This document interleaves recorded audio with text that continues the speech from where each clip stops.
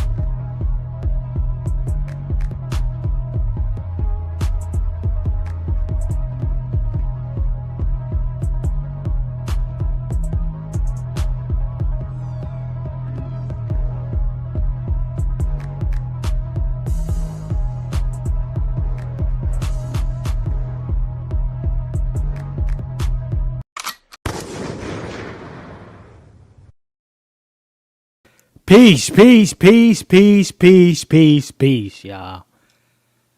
I got some of the brothers. I sent the extra bat signal out today, y'all. We're going to have a conversation. We're going to have a conversation today. It'll probably be uncomfortable for some folks. And that's okay. That's okay. Okay? But we got to have a conversation and we got to hear it from the patriarchs today.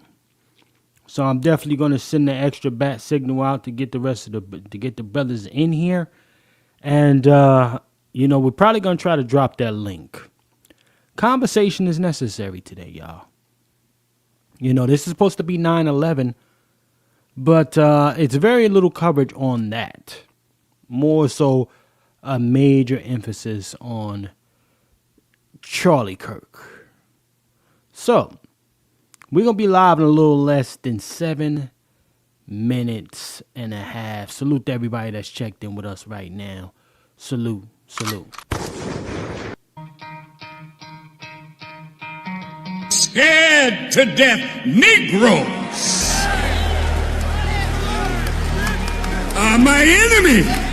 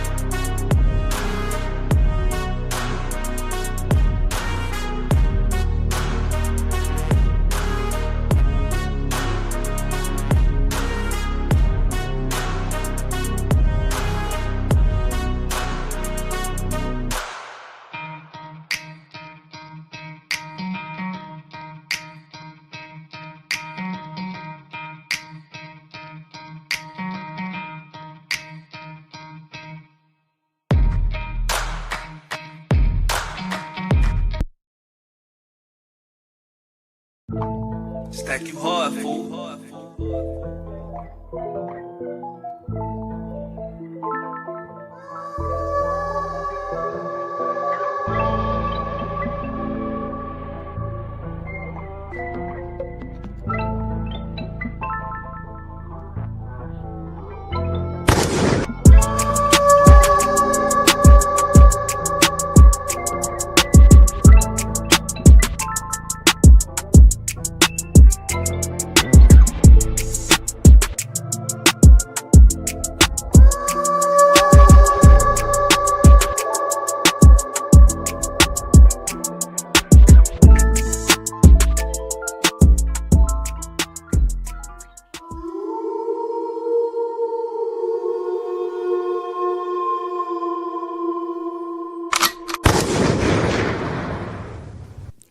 Yes, indeed, ladies and gentlemen. Yes, indeed. If you're in here, we're going to be getting live in a little less than 5 minutes. Salute to everybody that's checked in. Make sure you're sharing this thing out.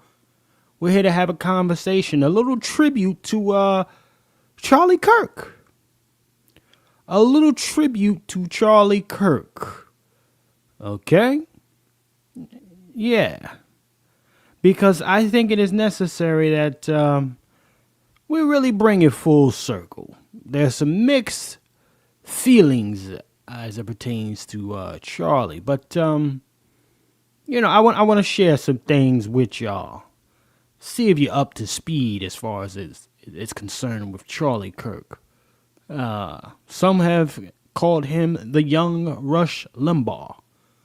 Okay, but I want to hear from y'all. We will probably open this thing up too, but the brothers will be in here tonight. Salute to everybody. We live in a little less than 4 minutes. Salute to everybody, family.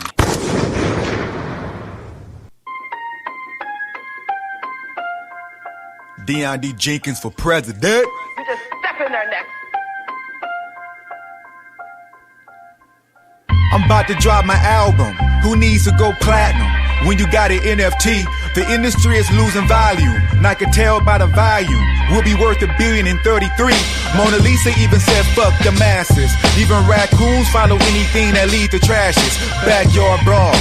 Got you scared, so nigga pack y'all bras. And try not to slam the back door pause. Ever since I was a little kid, I knew my calling. It was troublesome. I used to walk to school and walking through the streets of the shadow of death. I didn't have any fear, even though niggas would shoot you through your cashmere. I stood up for my principles and got suspended for fighting by principles and living right like I'm supposed to. Never follow stupid niggas. I was too busy escaping the system I was told to prove to. There is a sacrifice that everybody pay. Whoever got anointed, it be loneliness sometimes. Yeah. The industry is over, the industry is over. The underground is king now, the industry is over. There's a new MC out here that sizzle like a soda. The industry became real flat like imitation cola. He got that buffalo attack, but he ain't from Dakota. He put that bully on his back, his chips is on his shoulder. He's like a Timberwolf, but nigga not from Minnesota. You spend $1 million to bluff him like you doing poker. Long live the king, long live the king. Reparations on the ballot, let freedom ring. Long live the king, long live the king. Reparations on the ballot, let freedom ring. Long live the king, long live the king. Reparations on the ballot, let freedom ring. Long live the king. Scared to death Negroes are my enemy.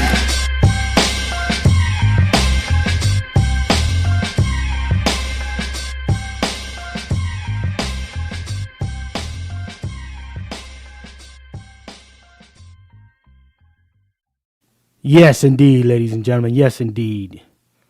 The brothers are coming in here tonight. It's going to be... yeah, it's going to be a conversation. It's going to be one of those conversations, ladies and gentlemen.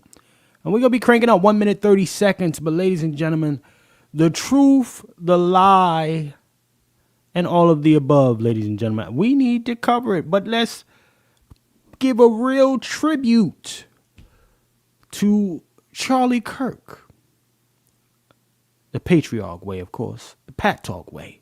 I'm definitely dropping a link. I want to hear from some of the brothers that's always rocking with us, especially some of the younger brothers too. If you're in here tonight, check in with us. Okay? Check in with us. I have a few things that I want y'all to marinate on before we crank up. Is our morality the very thing that imprisons us as a people? Have the majority of our folks accepted the current climate of society as it pertains to Black America being the war zone with which we reside? Have the majority of our people gotten there yet? And finally, is it our responsibility to bring them along? We're going to have a conversation in 1 minute, man. Salute to everybody that's checked in with your boy. Salute, salute, salute.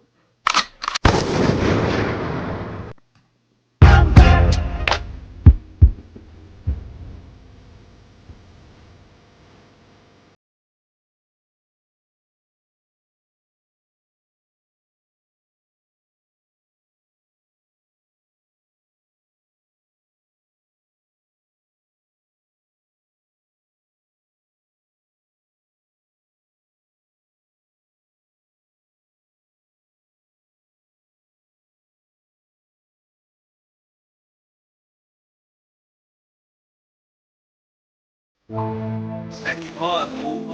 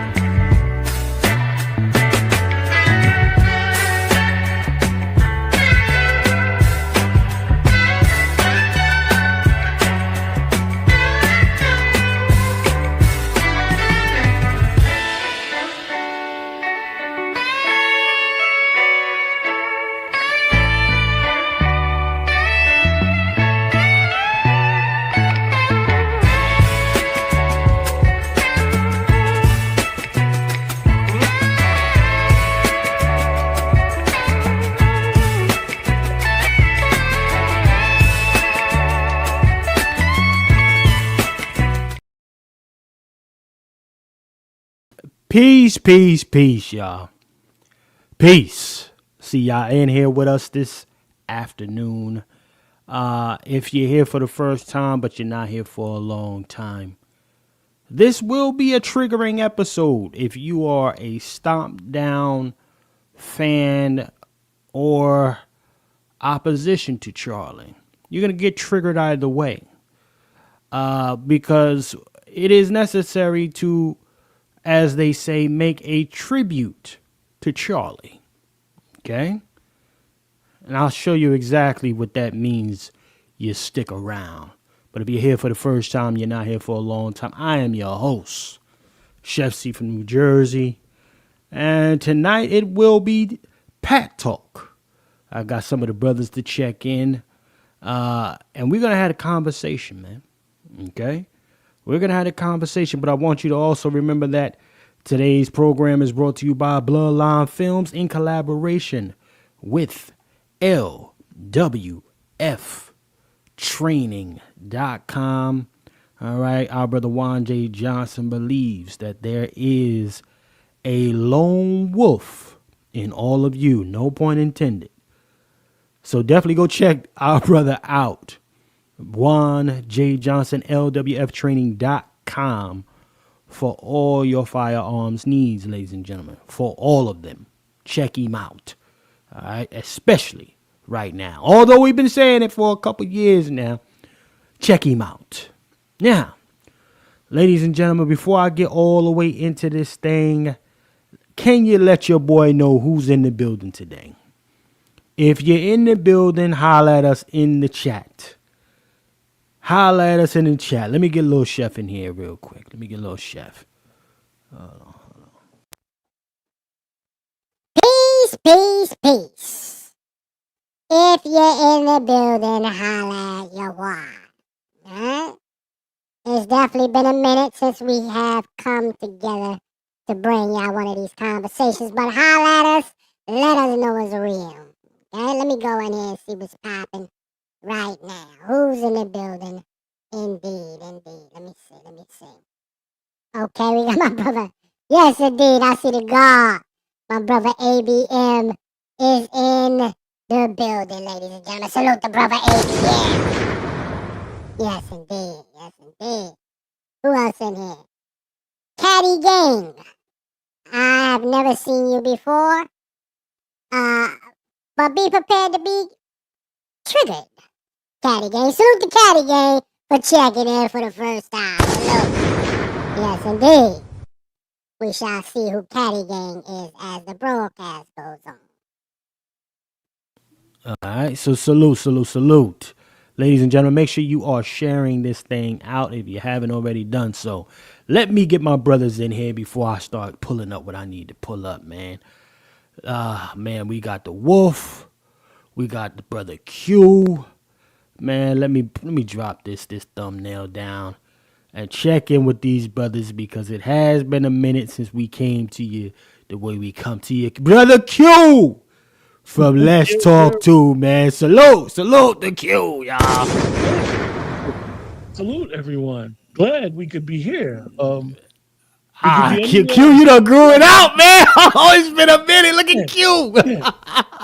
Yeah. I see we're here for this special presentation. That's right. Look at brother Q. Q done grew it out. Y'all shout out to brother Q. You understand? And ladies and gentlemen, let's be very clear. The Wolf is in the building.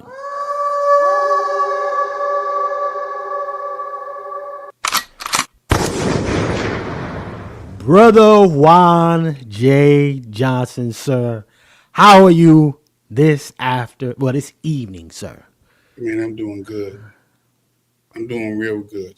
I'm glad to be here. Long time no see. Looking forward to the conversation. Okay. I may have a different spin on this, but you know what? I look forward to the conversation. Yes, sir. Gentlemen, I think, I don't know if it's me or any one of you, there seems to be some trash in the microphone. Let's see if we can clear this up for us. I'm not sure who it's coming from. But, yeah, shout out to brother ABM, man. Yes, sir. It's always a pleasure to have all the bros in here. I'm going to check in on my brother Dr. Short, see how he making. I haven't spoken to him in a while either. But, gentlemen, this Charlie Kirk thing has taken on a hell of a fucking personality on its own, y'all. And I got to tell you, man, I'm hoping to use this opportunity to educate. But regardless of what this is, you know, people are going to feel some type of way, regardless of what information, data, etc. is presented in this moment, right? Gentlemen, I'm not sure who that is. Let me see if it's me. Is that me? Q. Let me see. Q, if you can press that. Let me know. Let me see. Okay, so yeah, we got Wolf on mute. Go ahead, say something, Q. Let me check you. Talk. You hear me? Okay, you good. Okay, yeah, so Brother Wolf, it was you.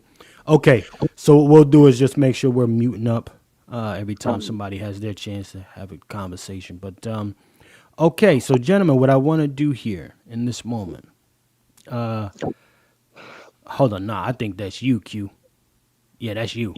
That's not Wolf. What I want to do me 1 second. Okay. Yeah, what I want to do, y'all, is a couple things I need to bring up, right? There's so much mixed feelings about this particular Charlie Kirk situation, right? And some folks believe that black folks are experiencing some kind of Stockholm syndrome when it comes to the Charlie Kirk situation, okay? And I got to tell you, man, I mean, again, we got to see what's happening with folks. I mean, enemy of my enemy is my friend. How does this work? I'm trying to really get some understanding of that. I want to pull up something real quick, though, okay? And I want everybody to give it some thought. When you hear a Jewish person, the small hat community says, never forget, right? I wanted to compare what that looks like for black folks. Is there a such thing as us never forgetting, or always, or never remembering shit? Right? And I wanted to just bring up some definitions of what we got some help from a couple of your Google sources and things, comparing the differences, right? Now, I tapped chat on the shoulder, right? And I said, chat, help me out a little bit to get some understanding. Because, we'll get a moment going where folks are had their t-shirts, niggas is out there with the fists in the air, and the next thing you know, we ain't got nothing else popping. Nothing else. So, the difference between remembering and forgetting, right? The comparisons. Remembering means successfully retrieving information that was previously stored in memory, while forgetting is the loss or inaccessibility of that very information, y'all. Okay? Let me say it one more time. Remembering is the successful retrieving of what's already been put in your damn head. You got the info, right? We've heard the stories. We know, you hear folks saying, oh, I heard this before. Okay, cool. Forgetting, though, is the loss or inaccessibility of that information. And this appears to be something that Black America, unfortunately, collectively suffers from. Now, I hear in the Jewish community all the time when we see it, they say it out loud. This is a thing that they live by. Never forget. Okay? Now, the emotion, right, that black folks, that we exude any given time, right? It has like these short spurts, right? It's like a short-lived experience for us. It's never retained long enough to really maintain the same energy for the person that inflicted this said experience on us, right? For those of you who are new, yes, this is a Blackity Black platform, okay? I got another platform that's all neutral. That's everybody love everybody. That's another platform for y'all. Okay, so if you're here for the first time, this is Blackity Black. Okay, just want to be clear. But we're gonna try to be slant to the objectivity. At least I will. The brothers, I look forward to their interpretation. I want to hear what the brothers got to say about this whole thing. But yes, let's be very clear. This is a Blackity Black platform. Okay?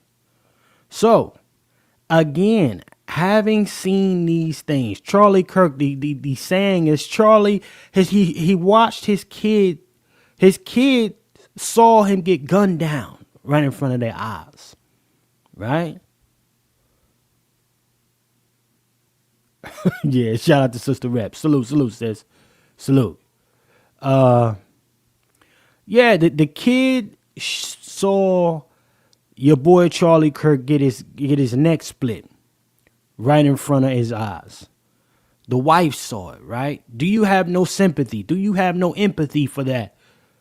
How dare you celebrate the loss of this man, having his son and his daughter witness this stuff? Now, look, and this is one of the greater reasons why I had to get the brothers in here, particularly the brother Wolf in here. This is a listen. When you want to get some gospel, you go to the preacher.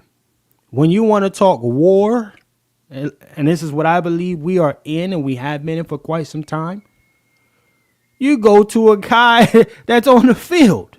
You bring him in and had a conversation. Okay? So look at this here. This is something that I want us to go ahead and tap into. Look, empathy, right?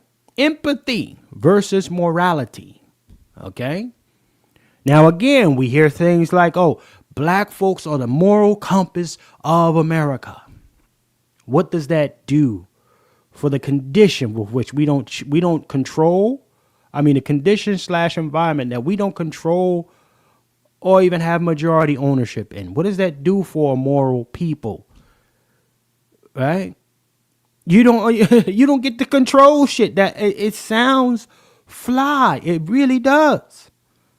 But the reality is our solid, grounding doesn't change the systems that are in place. Okay, so let's read this. Let's try to educate a little bit here. These are some things I just want y'all to marinate and put in the back of your head as we continue the tribute. As we get into the tribute of your boy Charlie Kirk. Empathy is the ability to share another's feelings, while morality is a code of conduct or principles guiding right and wrong. Okay? I want y'all to marinate on that, family. Marinate on it. Again, one more time. Empathy is the ability to share another's feelings, while morality is a code, family, of conduct or principles guiding right and wrong. Okay, let me read on a little bit more. Empathy can be motivated moral behavior, but it is not synonymous with morality. Okay? As it can also lead to biased or morally wrong decisions, ladies and gentlemen, such as favoring one's family over fairness. Now, I'm just laying the groundwork for everybody. Normally, I don't try to get super educated in this, but I want cats to really I want us to look ourselves in the mirror and say, what are the things that motivate us, drive us, move us in the way that we think? Why do we choose in certain situations to be sympathetic, empathetic, or we choose the moral high ground over doing the right thing, vice versa, y'all? Right? That's something that I just want to lay the groundwork for that. Right? Morality requires, let me make sure y'all hear this. Morality requires a system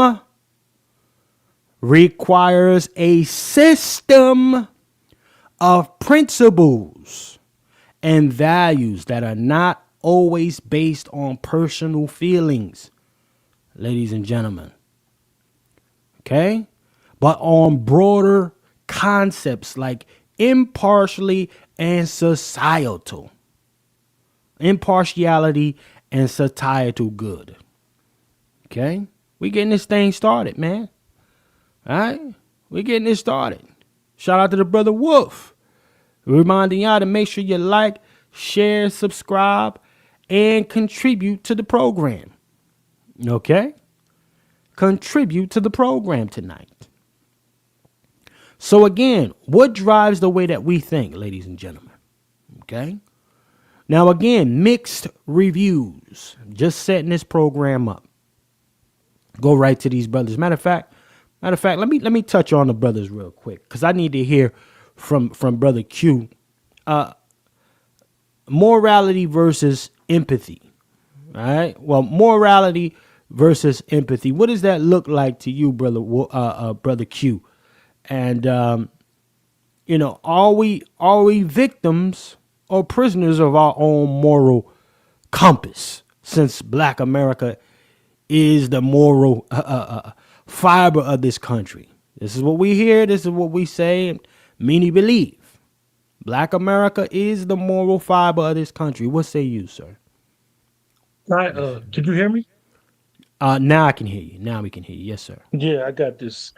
I had to go to my lapel mic right now. But anyway, I think that has been something like a slogan, Chef C, a standard, a code of conduct that we should have been living by, that maybe was passed down by our ancestors, but unfortunately we have fell short. We have fell short because of political affiliation to certain organizations, certain ways of life that it is not as the standard of doing right, having integrity. We have lost that. And usually people don't realize they lost it until it's almost gone or till they're on the brink of destruction. And the only reason that what brings us back to it is you got to govern yourself. You got to have a high standard code of conduct on yourself before you try to enjoin that on others.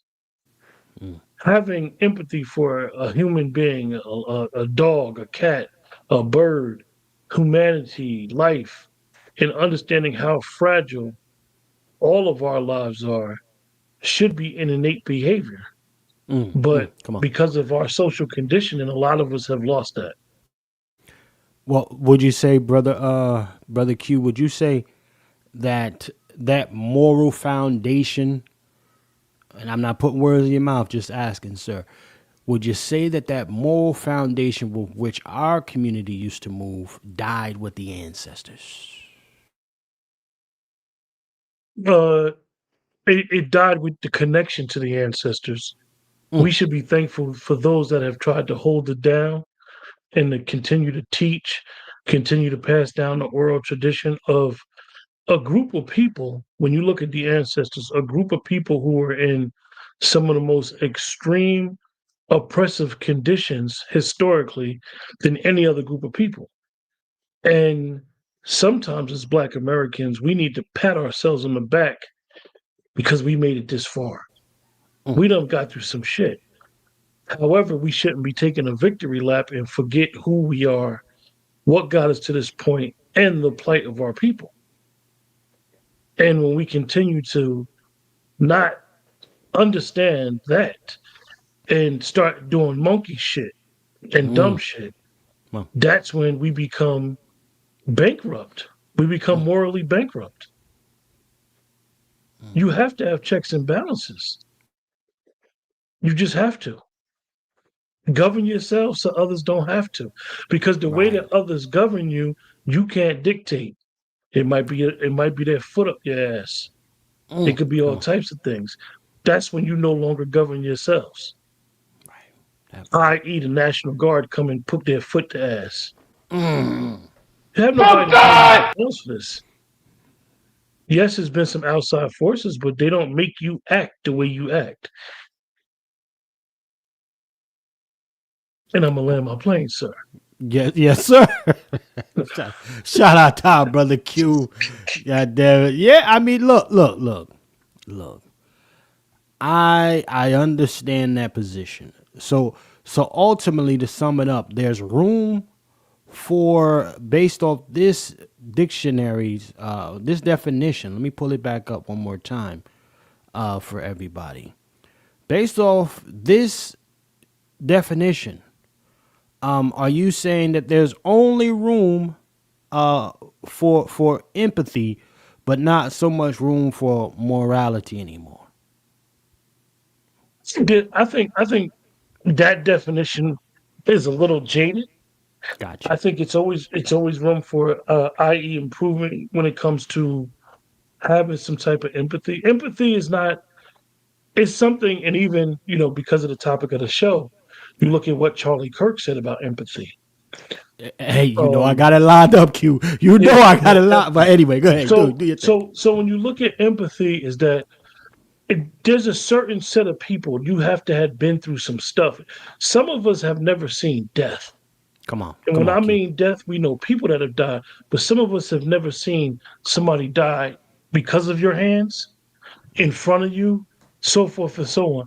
Some of us lack that type of empathy because we believe that we're cold blooded. Mm, And then through experience, you may see it and it may change your whole outlook on a lot of stuff. that Your part. experience sometimes, when you weren't taught certain behaviors, ways of thinking, your experience will change that. Mm. As they Well, said, you got to go through some shit to be through. You have to go through some shit to get to where we get to where you're gonna be. that part. That part, Q. Well, I mean that's a very interesting way. Let that percolate in y'all heads, audience. Salute to y'all as well. If you're here for the race bait, you hate watching, hit a like or hit a dislike. Do us that favor. Chef C, Yes, sir. I will say that I love that you decided to talk about this. I think Charlie Kirk is a fascinating figure. And I know that Brother Juan and myself, 9 times out of 10, we're on the same page with this. Um, and I'm glad we're going to get into it and not be, because sometimes when you're talking about subjects like this that are so recent, some of us have too much emotion when we're talking about something that's tragic or something that's prevalent. And we as melanated folks in this country, I believe that we need to learn to take all the emotion out of it Mm, come on. and think of it intellectually and think of it factually and understand that just because we're talking about something doesn't mean it's our business. Okay, Q. Okay. I And could just get with that. because you're emotional about something doesn't make it right. Because we are triggered. If you look at all social media today, it's a lot of people triggered. I have a very, very close friend of mine who didn't even know who Charlie Kirk was until yesterday. He Come on. didn't know who he was. Like literally, he's not into politics like that. He didn't know who he was. And we had a conversation, and people outside things have been trying to get him to form an opinion about Charlie Kirk. Mm. And he's like, look, I don't know who he is. So I'm glad we get into this discussion as a way of Pat Talk coming back on the scene. Yes, sir. Yes, sir. Salute to Brother Q, man. God damn it. Yes, indeed. Brother Q. All right. Let me go to our brother Juan J. Johnson, sir. Same thing I posed to the Wolf. Now, again, he's our brother Wolf. He's ordained, but he got a lot of fuck around and find out energy with him as I well. will shoot you. Yeah, this is a train killer, quite frankly. So he's 10 toes down on that. This is a train killer. Okay. But Wolf, I mean, when it comes to empathy and morality, sir, should any of one of those be thrown away as a means for the preservation of Black America? What say you, sir? No, I think that empathy stands on its own. Empathy, again, is having the ability to understand and share feelings of another. Okay. We're talking about the death of a person, whether you're black, white, Asian, Hispanic, Greek, African, West Indian, Caribbean, it's still somebody got killed. So I can empathize about the death of somebody without agreeing with his views. And in times of death, for me personally, because I understand the concept of eulogizing a person, most people in times of death, when you eulogize somebody, it calls for speaking well of the dead, in spite of their their past, so what their views. I don't know Charlie Kirk. For disclosure, I didn't really follow him. So what Q said queued me up very good. Okay. Because I didn't really follow him. I saw some videos, some things he said, but he wasn't on my radar. Okay. You know what I'm saying? But I saw some things, and I'm pretty sure uh, the doctor, the professor, the chef, or the Michelin chef is going to Sir.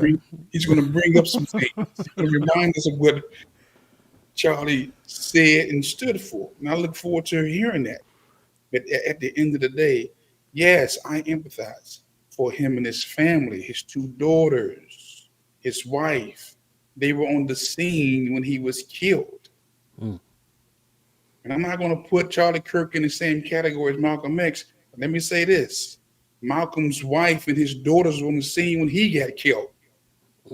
Hold on, Wolf. Listen, I want to say that man, goddamn, every time Wolf get on, I got to do a disclaimer.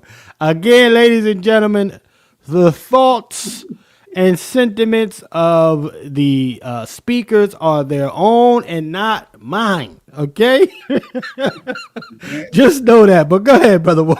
I knew he's gonna do it. So again, white America see Charlie Kirk different than Black America. But let me be very clear with Black America. It's millions of Black Americans who love some Charlie Kirk. Everybody ain't mad at Charlie Kirk in Black America. I beg your pardon? Yeah. Everybody not mad. You got a contingency of Christians out there who believe and stand on the principles of Jesus Christ, and they 10 toes down with Charlie Kirk in America. Look. I didn't know you was gonna say that shit. Listen, Wolf said what he said. Okay. You know what? I'm gonna drop the link real quick, man. Goddamn, I'm gonna drop the link because I know some of y'all is feeling some type of way in there. You know. So if you feel some type of way, you go ahead and hit that link. Goddamn it. But Wolf said what he said. I'm just keeping 100. Everybody in Black America is not disappointed with Charlie Kirk.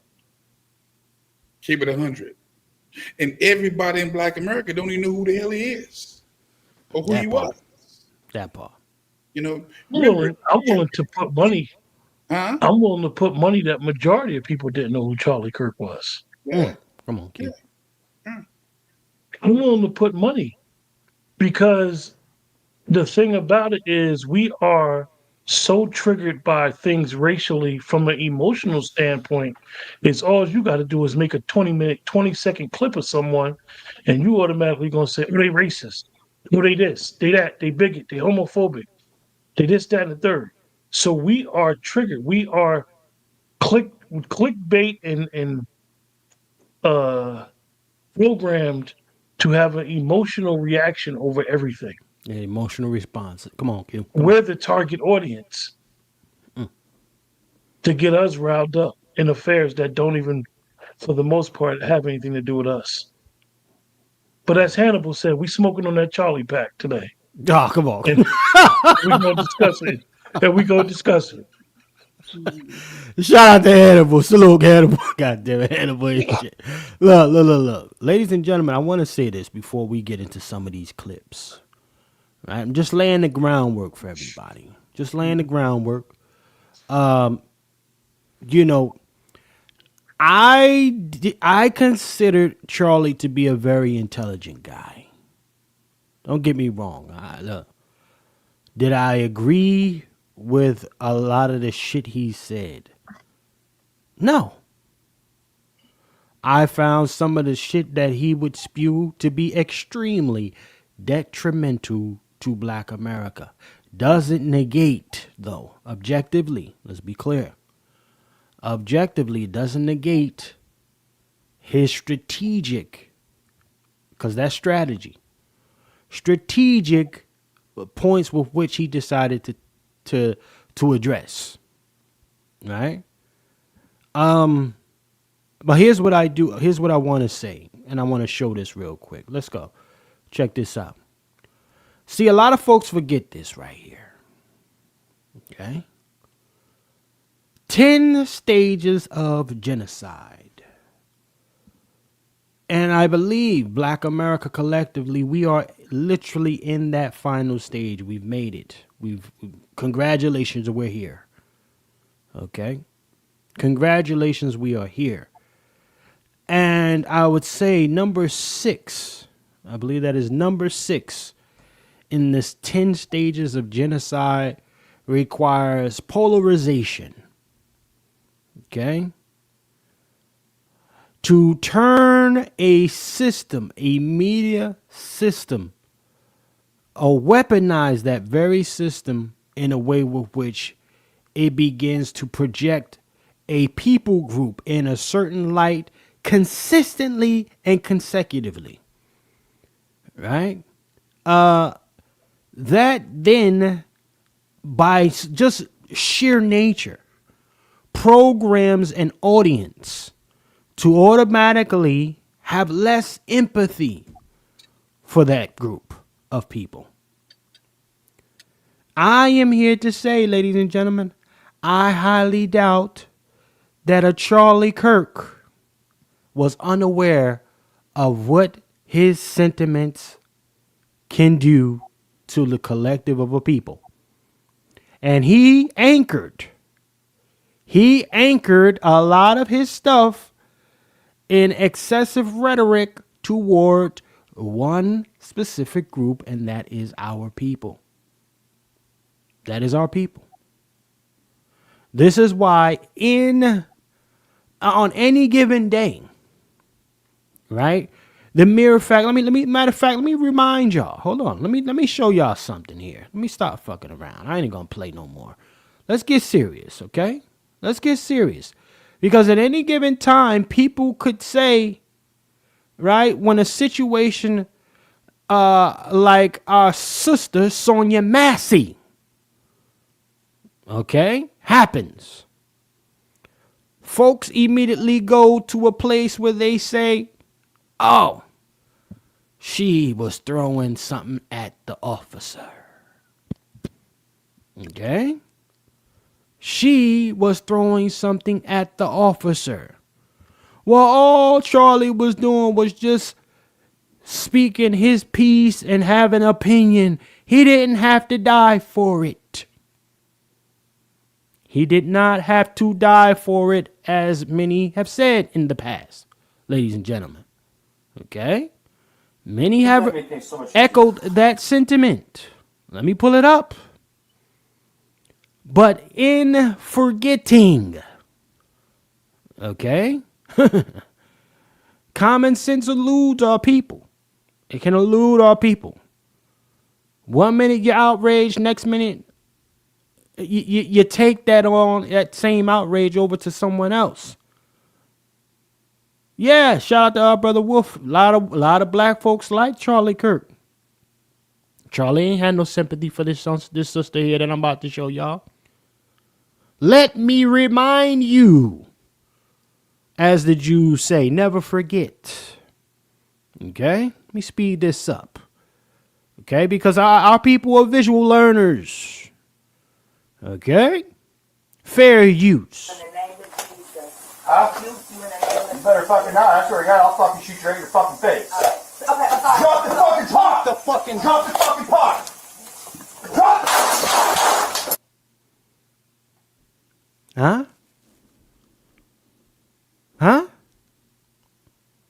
I rebuke you in the name of Jesus. I rebuke you in the name of Jesus, y'all. Never forget. Huh? Brother Q, I mean, look. Q, talk to me, man. I mean, look, I'm slow walking this tonight. Okay? Tribute to Charlie. Indeed. For all the sympathizers who feel a particular way, he didn't have to go like that. All he was doing was giving his opinion. Oh, okay. Yes, sir. All he was doing was giving his opinion. Okay? Shout out to our brother ABM for... man. Shout out to brother ABM for becoming the sponsor of today's broadcast and particularly, most importantly, joining today's conversation, ladies and gentlemen. Salute to our brother ABM for checking in. Brother ABM, I appreciate you becoming a sponsor, brother. Thank you, sir. We appreciate that. Most definitely keeping this thing open tonight to have a conversation. So, salute to our brother ABM. Yes, indeed. Now, I'm just waking this up. I'm slow walking this. I'm going to change that and put my brother ABM in the lights today. But I'm slow walking this because, again, we suffer as a people. We forget more than we remember. Okay, as a collective. And I believe that, our moral foundation oftentimes outweighs our desire to preserve who we are as a collective of people. Right? I think that moral fiber of it's just let's just be right all the time. No moral foundation. No moral. What moral? What? Come on. Moral what? Black people was cussing me out because I didn't get the shot. Come on. All right. Well, if you want to go there tonight, you some death on me, like many men from 50 Cent. Many men wish death upon Wolf. Okay, ain't no moral, nothing with the black community. What do we have? What are we talking about? I ain't forgot the shot, man. I'll never forget how I was treated by black people during the COVID piece. And they ain't said nothing since, but I ain't forgot. So don't give me moral. We ain't no moral conscious. Because I was trying to tell folks, don't get the shot. Nigga, you killing us. Get away from me. Stay away from me. You get me with this moral piece you talking about. They care more about being Democrat than being black. Yes, I like it. Come with it tonight, brothers. Yeah, see, welcome back, y'all. Pat Talk is back. God damn it. That's what I'm talking about. Just saying, we're not no moral conscious of nothing. Nothing? Hold on, nothing, Wolf? Nothing. Why do we have to be the moral conscious of anything? Who slapped that on us and said, that's what you are? Who told us that? Huh? Do they call the Asian community the moral conscious of the Asian community? Or the Latinos moral conscious? Or the Jamaicans or the Africans? Why the hell does the black community has to be the moral conscious of anything? We're just trying to survive in the world that's against us. And I mean literally a world, because everybody I come across, they get something against what black Americans. So ain't no moral nothing, man. Miss me. Okay. Yeah, let's get back to it. See, the people been waiting on us to get on this type of time. God damn it. Let me go to Q, man. Q, you had something, then I got to go to the guard, brother ABM. Q, man, what's your piece on this, man? Talk to me. Particularly that moral piece. Okay, when you speak about the morality and say put it on black people as a collective care more about being democratic than being black. That part. Oh shit. Easy that part right there. Shit. How you gonna be the moral anything? Black people in America, there is a select few that don't, and they're the minority. They take all their cues from the Democratic Party.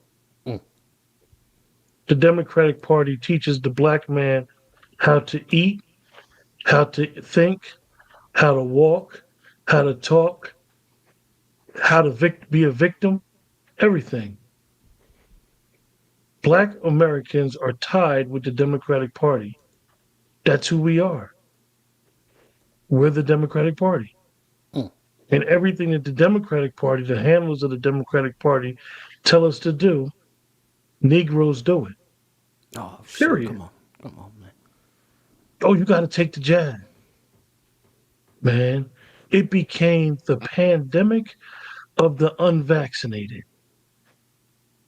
So you're blaming the unvaccinated for the pandemic? Yeah, that part. They was. They was. They tell us when to be triggered, and we get triggered. They use our trauma, and they profit off our trauma, use our trauma, and we don't even get tangibles. We ain't got a reparation yet, but they keep rolling out the same play, using our trauma. Oh, Charlie Kirk this, Charlie Kirk that. Charlie Kirk had a right under the Constitution to say what he wanted to say. Is he selling drug? Is he selling drugs in our community? Is he bringing guns in our community? Is he terrorizing Chicago and D.C.? But the leadership there continues mismanaging money that's allocated towards you and I, and then we saying it's okay. And then we'll say statements like this: "It always got to be crabs in a barrel." Well, motherfucker, crabs don't inhabitate in a barrel. You dumb. Oh shit. Roll with it, Q. Goddamn it. Okay, roll with it. Shit. Rest easy, Charlie Kirk. Yo, let me go to my brother ABM, man. Look, I didn't know y'all was gonna feel like this. I should have known though. I shouldn't have been surprised, brother ABM. Sir, what's your interpretation of what you heard so far, sir?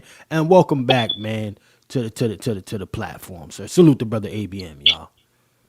Hey, what's up, man? Hey, shout out to Chef C, letting me on. Wolf, what up? Q, what up? Shout out to Dr. Short. I spoke to Dr. Short last night. He dealing with his mom and all that. You know what I mean? Let's keep Dr. Short in our prayers. Right. But I'm gonna hop right on in. I got a little bit of a different view on this whole thing. Everybody know how I feel about Democrats. I hate them, can't stand them. I am not a Republican. I am a conservative.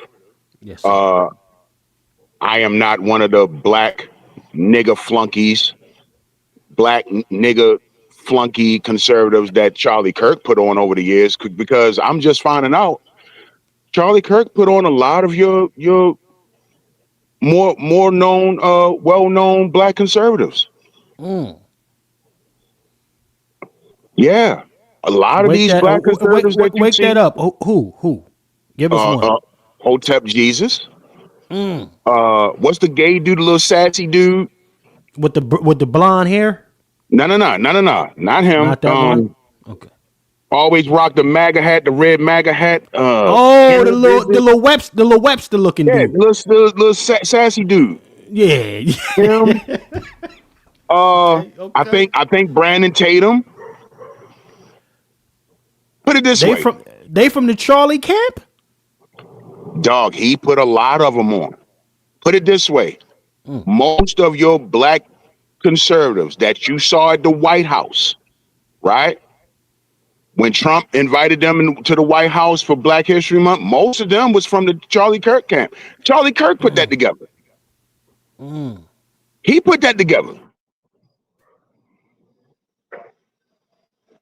He did that. You know what I mean? So I'm not one of them. So let me say that from the outset. I ain't one of them niggas. All right? My thing is this, and I'm not even really interested in the why part, you know what I mean? Already the conspiracy theories is coming out. I'm not really interested in that. Right. Charlie Kirk ultimately was irrelevant. He wasn't a lawmaker, wasn't a policymaker. Yeah, he's took some pictures with Trump. Yeah, he's been on stage with Trump a couple of times. He's not in his cabinet. He has no formal position anywhere outside of that organization that he's co-started, Turning Point. Charlie Kirk was irrelevant.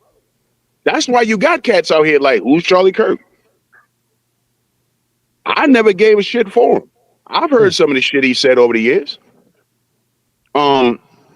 Charlie Kirk is another average white man, and you know how it is. You can be an average white man and fall ass backwards into money and power and shit.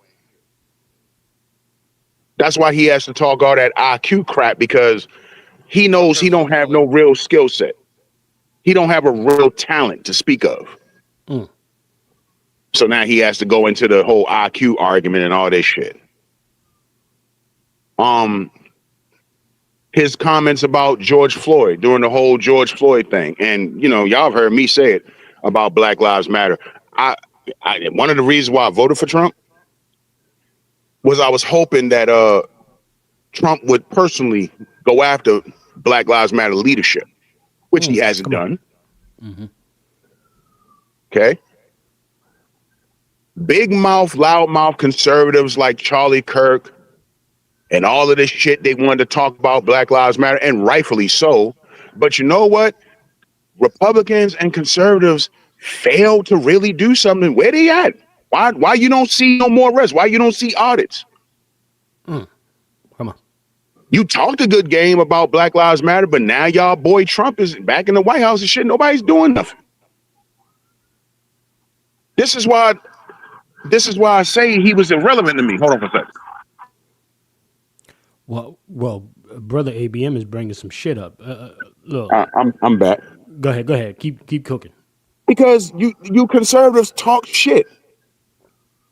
You're real big in Twitter Spaces and you're real big on your podcast, but in reality, y'all motherfuckers don't do shit.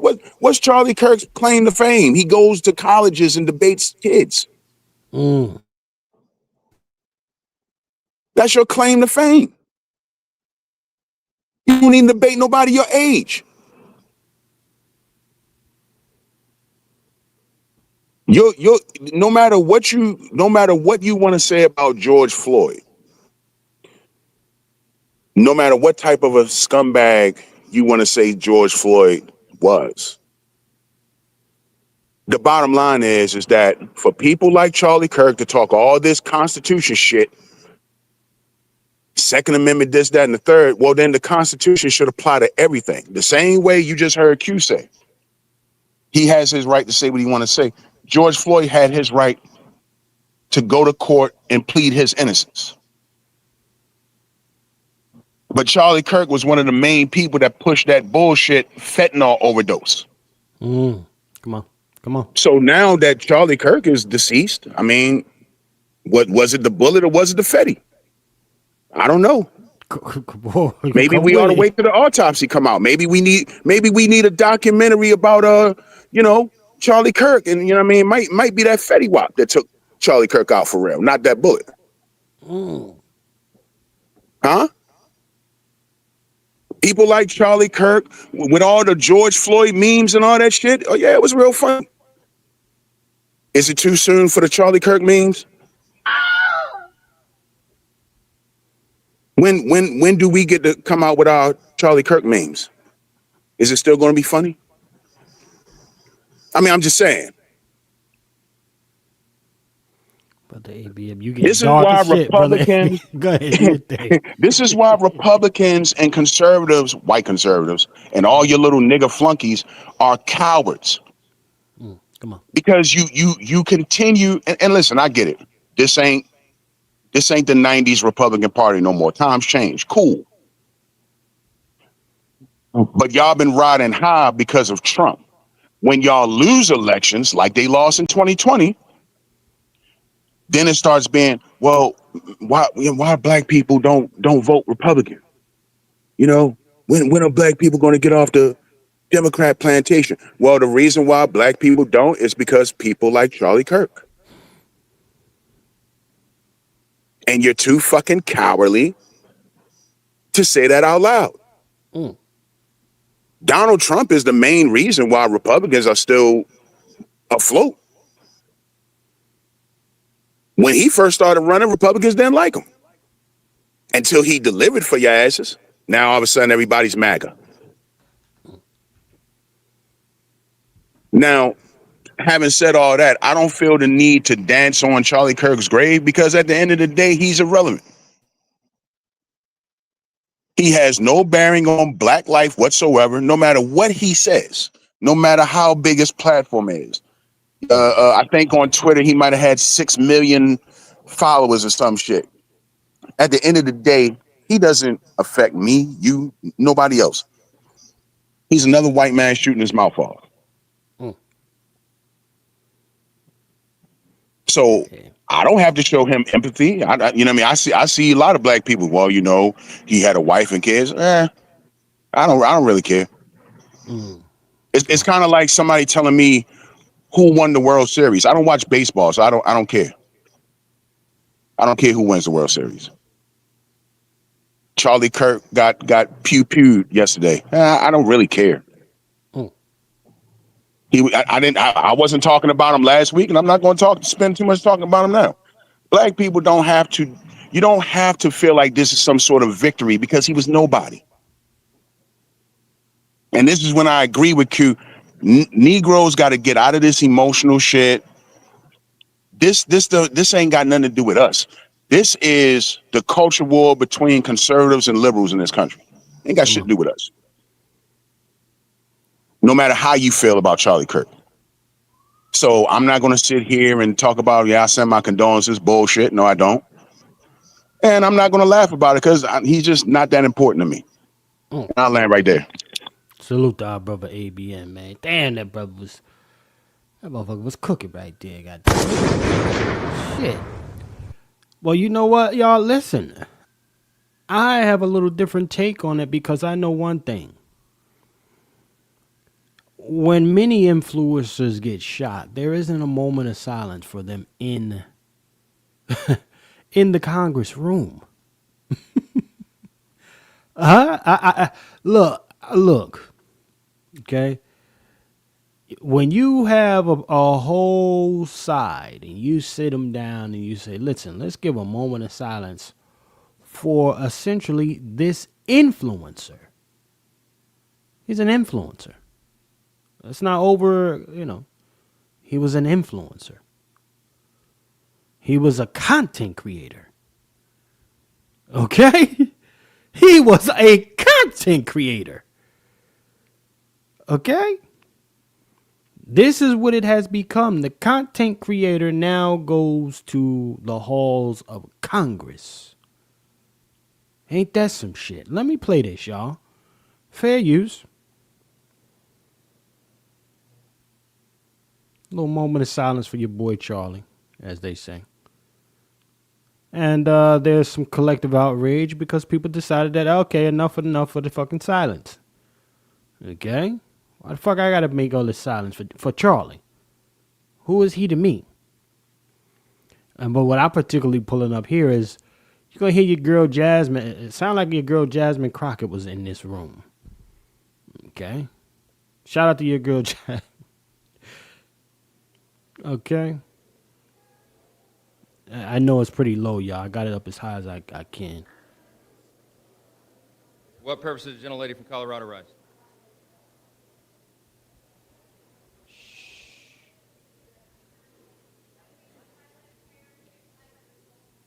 Y'all hear?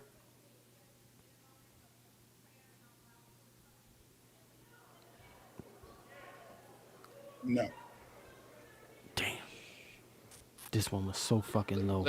Let's wait a minute. The House will be in order. Y'all hear? Y'all hear Jasmine? The House will be in order.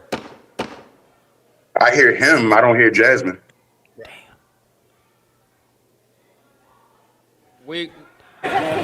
How can I get this louder? The House will be in order. Shit, that's as loud as it goes. We will join prayer right after this, okay? The chair lays before the House a communication. The House will be in order. Now, the reason I'm showing this, ladies and gentlemen, I guess when it comes to who you influence, right, determines your importance. Depend on, is determined upon the importance of who you were behind certain doors. But I did a little Google search today, y'all. And if y'all want to look it up yourselves, Pew Research says that for every single calendar day here in these United States of America, there are 36 to 38 black people killed. 36 to 38. Just want y'all to let that marinate, Black America. 36 to 38 black folks killed. So, of course, the Negroes, the Negropeans, and the apologists, you know, or particularly the Negropeans, the coons. Oh, well, that's black on black crime. Yeah, but the way I look at this, and there's no but. In the halls of Congress, I don't see moment of silence going on for those 36 to 38 killed every day. All right? What I do see and hear are bottom feeding coons looking to be the next person pat on their top of their fucking head by Zaddy. Okay? But again, Charlie Kirk apparently was enough of a person in this world for the House of Representative, I believe this guy is, or the Congress, whatever this head chair, whatever this guy's name is, to bang the gavel in that room and basically tell everybody to shut the fuck up while we put some respect on my friend. That's the Speaker of the House. Speaker of the House, yes, sir. Thank you, sir. See, for me, I look at it, y'all, and I say, political gang warfare. Okay? Charlie, some folks are saying Charlie got what he deserved. Chickens have come home to roost on Charlie. Okay? So when I say a tribute to the young man, let's bring up what the tribute is, and I'm going to go to the next clip and keep this thing going. Tribute. Okay? To tribute someone means to show deep respect, gratitude, or admiration for them, often through an act / gift or formal expression of praise, which we saw that this house guy was trying to do here. However, in the way that I am presenting the tribute, okay, it's going to be a little bit different than what you would normally think, ladies and gentlemen. All right? To show, what I'm going to do is show through action, words and grip. A tribute can be anything, anything from a floral offering to a funeral service, or the recognition, with which we're going to be doing here, of his acts. That's what I'm doing. That's what I'm doing. It is a way to acknowledge someone's good work, comma, skill, comma, or character. And what I'm going to present, this is just from a neutral, but I'm coming from a place of understanding. Our people forget if they don't see it. Okay. All right, so watch this. Let me get some context. Talk to me. Come with me. Walk with me. The Speaker of the House is not just anybody. Okay? The Speaker of the House is third in line of the President of the United States if the President and the Vice President was killed. That's not just anybody talking. This is the second or the third in line of succession when the President, or if the President or the Vice President is killed. And if the Speaker of the House is making a tribute, he ain't just talking to nobody. He talking to everybody. Okay? About Charlie Kirk.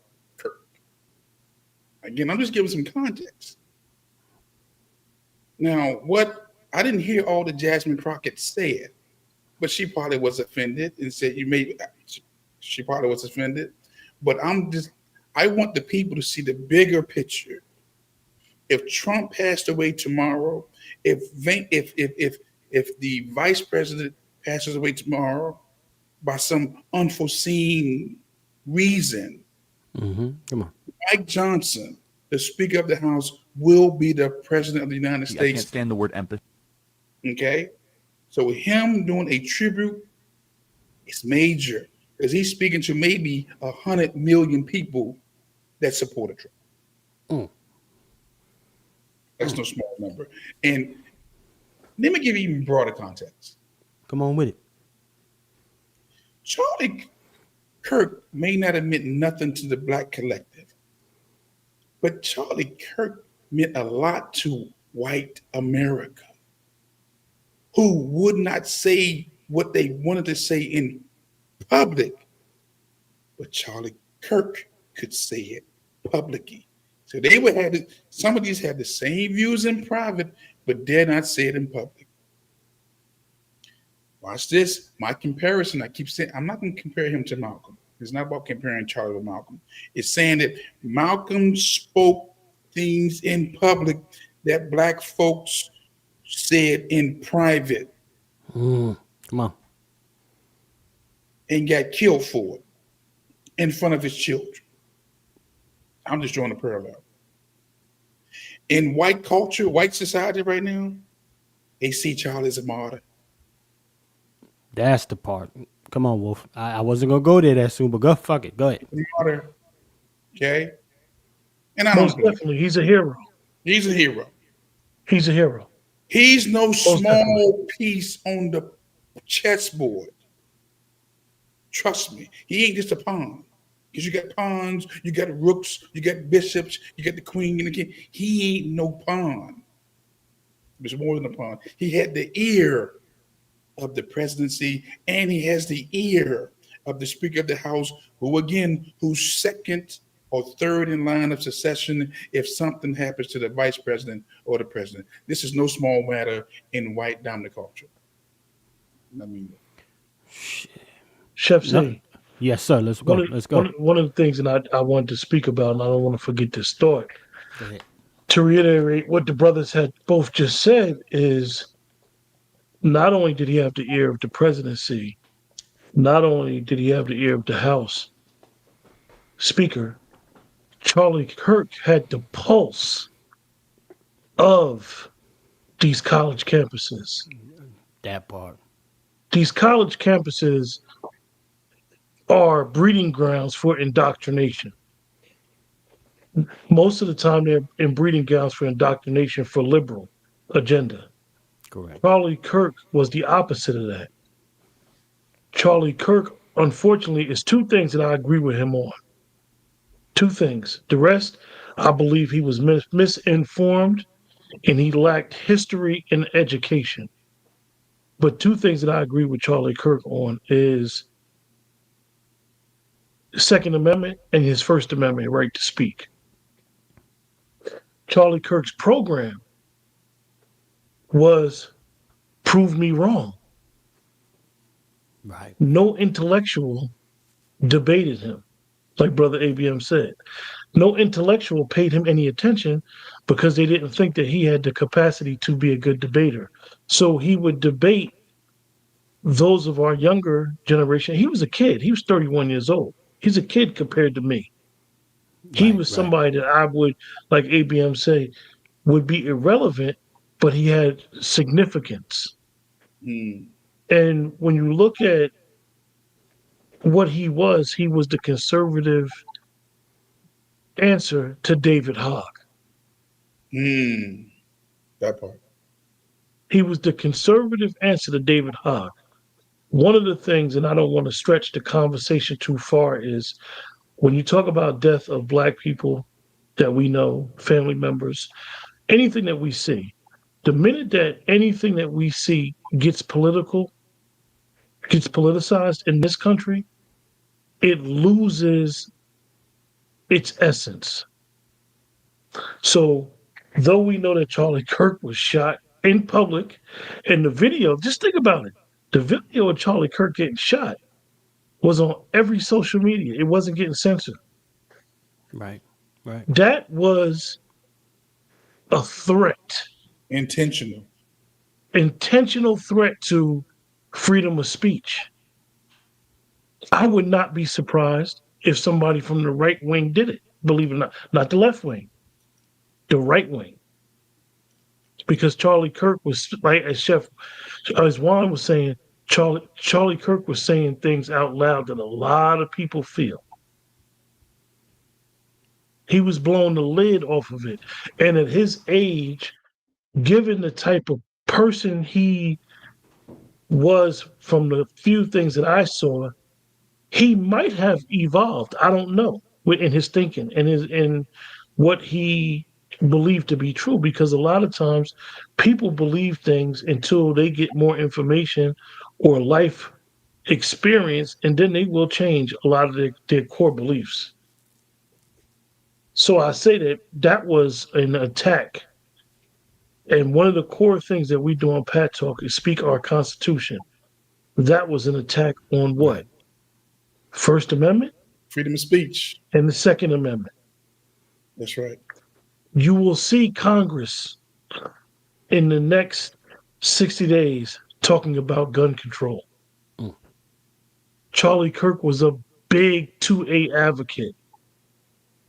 So much so that the people that are mocking his death, laughing his death, are thinking it apropos that he died by the hands of an assault rifle.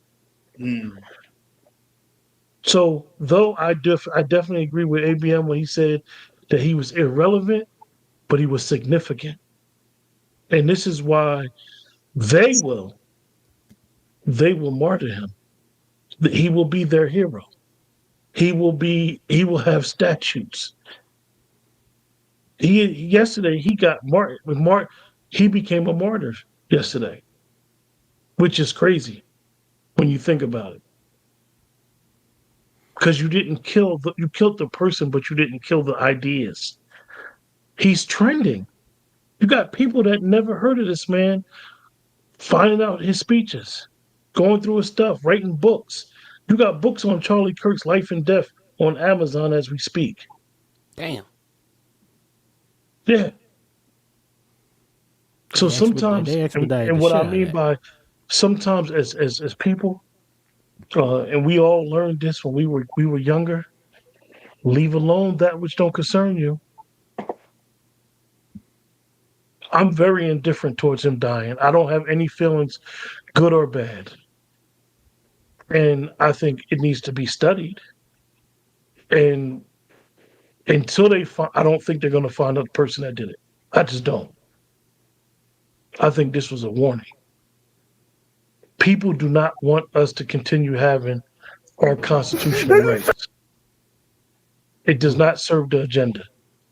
Because in that constitutional right, for those of us that have a bit of understanding of the constitutional right, one of the things that we say here a lot is foreign and domestic.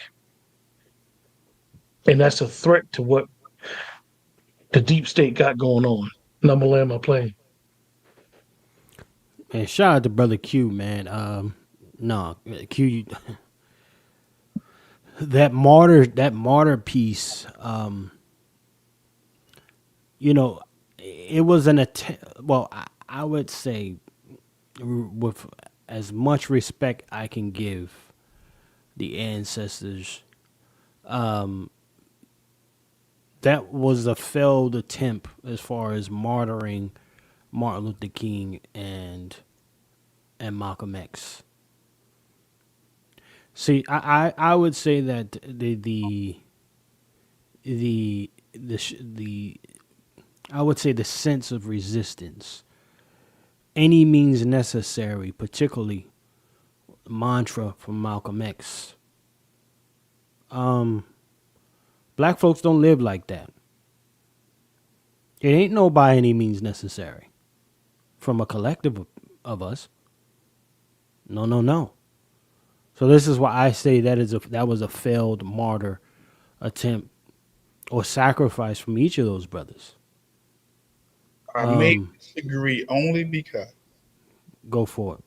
Their physical presence is not here, but their words continue to live on. I mean, people are still quoting Malcolm. Malcolm passed away in 1965. We're now at 2025, and they're still quoting Malcolm. That's a martyr. No, And well, go ahead. I'm gonna let you oh, wait, finish that. No. Well, look. Yes, I mean we quote them. We quote them on this program.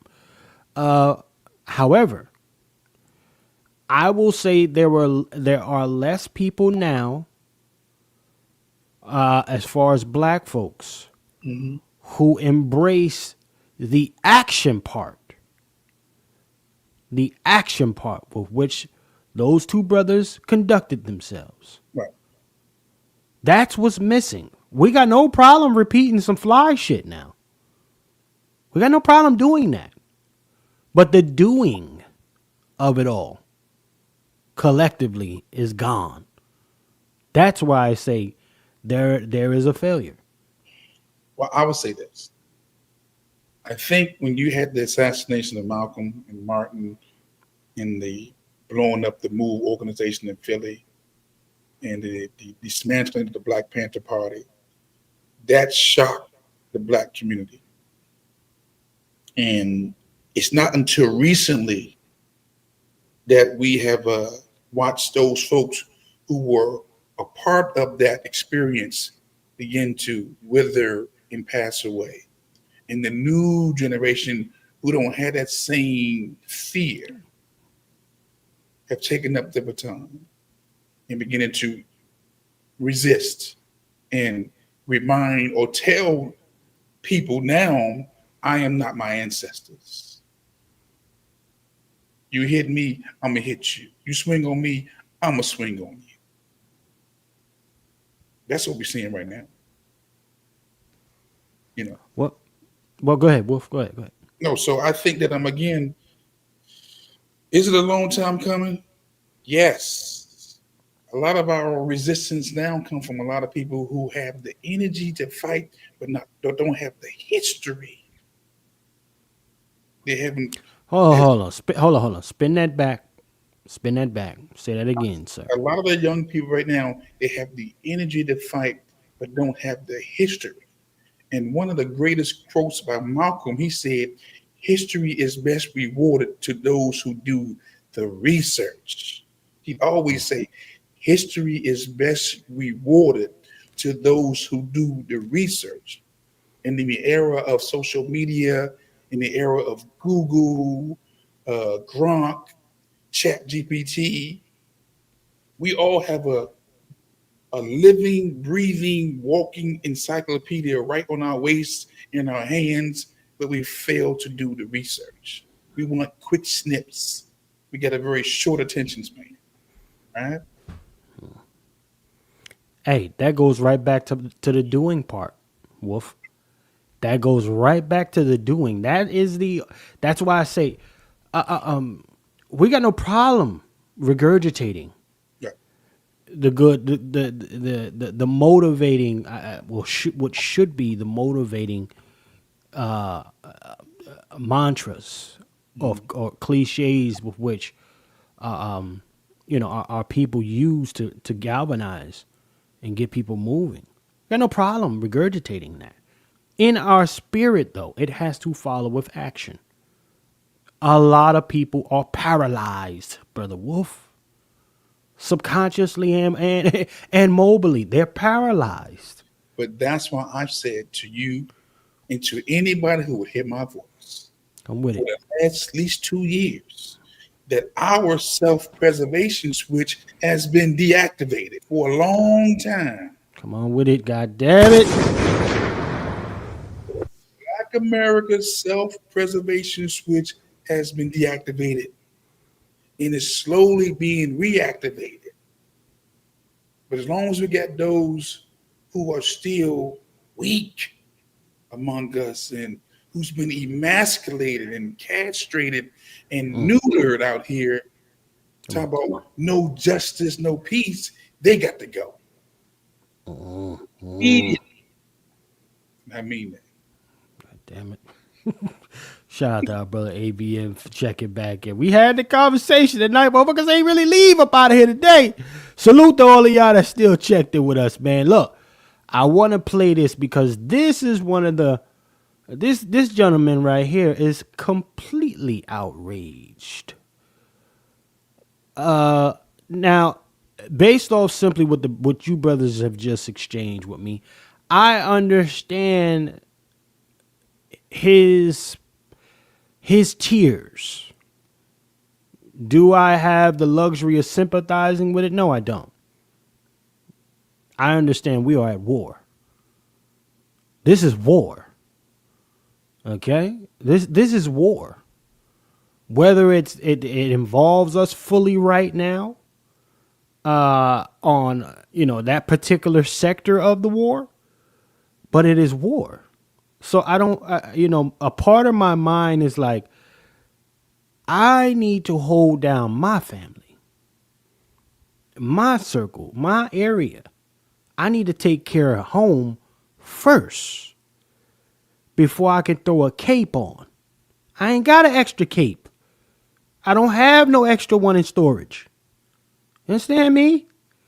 So I get that when you say Charlie, in a sense, is a martyr for this young man. This guy right here that's losing his shit. Let me go ahead and play this. Fair use for everybody that's in here. Fair use. That's bullshit. I've never been so pissed in my whole life. And this murder Charlie Kirk right here in Utah. I'm so freaking pissed right now. This is bullshit. I just saw blood squirting out of his neck. I love that guy. He would have been our next president. I am so pissed right now. Why do they always come with fucking violence? Gosh damn it. Use your freaking words as they're talking to you people. Who shot Charlie? Now, hold on. Now, I'm playing that clip, that particular portion. I'm going to rewind it a touch. Did y'all catch what he said? He said he wasn't even talking to you people. That, out of this whole thing, is what stood out to me the most. My spidey senses went up. Like, what? He's not even talking to you people. Who is this guy talking about? And my thing is to the family out here, like, when these patriots, these patriot people go out and listen to Charlie, are they absorbing and receiving the same kind of message that we are as Black Americans, right? Like, I feel like there's, like, sometimes to me it comes off as a world within a world, y'all. The way we register or digest whatever's being spoken, it hit different on our ears, as it should, right? Because we have a different lived experience, right? But this guy just said he wasn't even talking to you people. Why'd you have to kill him? I'm going to rewind it. Check this. Y'all listen to yourself. Let me try to. That was interesting to me. I'm like, who is he talking about? Fair use. Gosh damn it! Use your freaking words as they're talking to you people! Who shot Charlie Kirk? Did y'all hear that? What is the interpretation? What say you, Brother Wolf? I didn't really make it out, but I'll say this. I mean, is Utah, is that a conservative, is that a red state or blue state? Salute, Meech. Red. I believe Red. So okay. he talking to his red folks.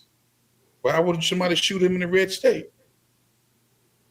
But again, because the nation's so pulverized, look, we're in a psychological or an ideological civil war.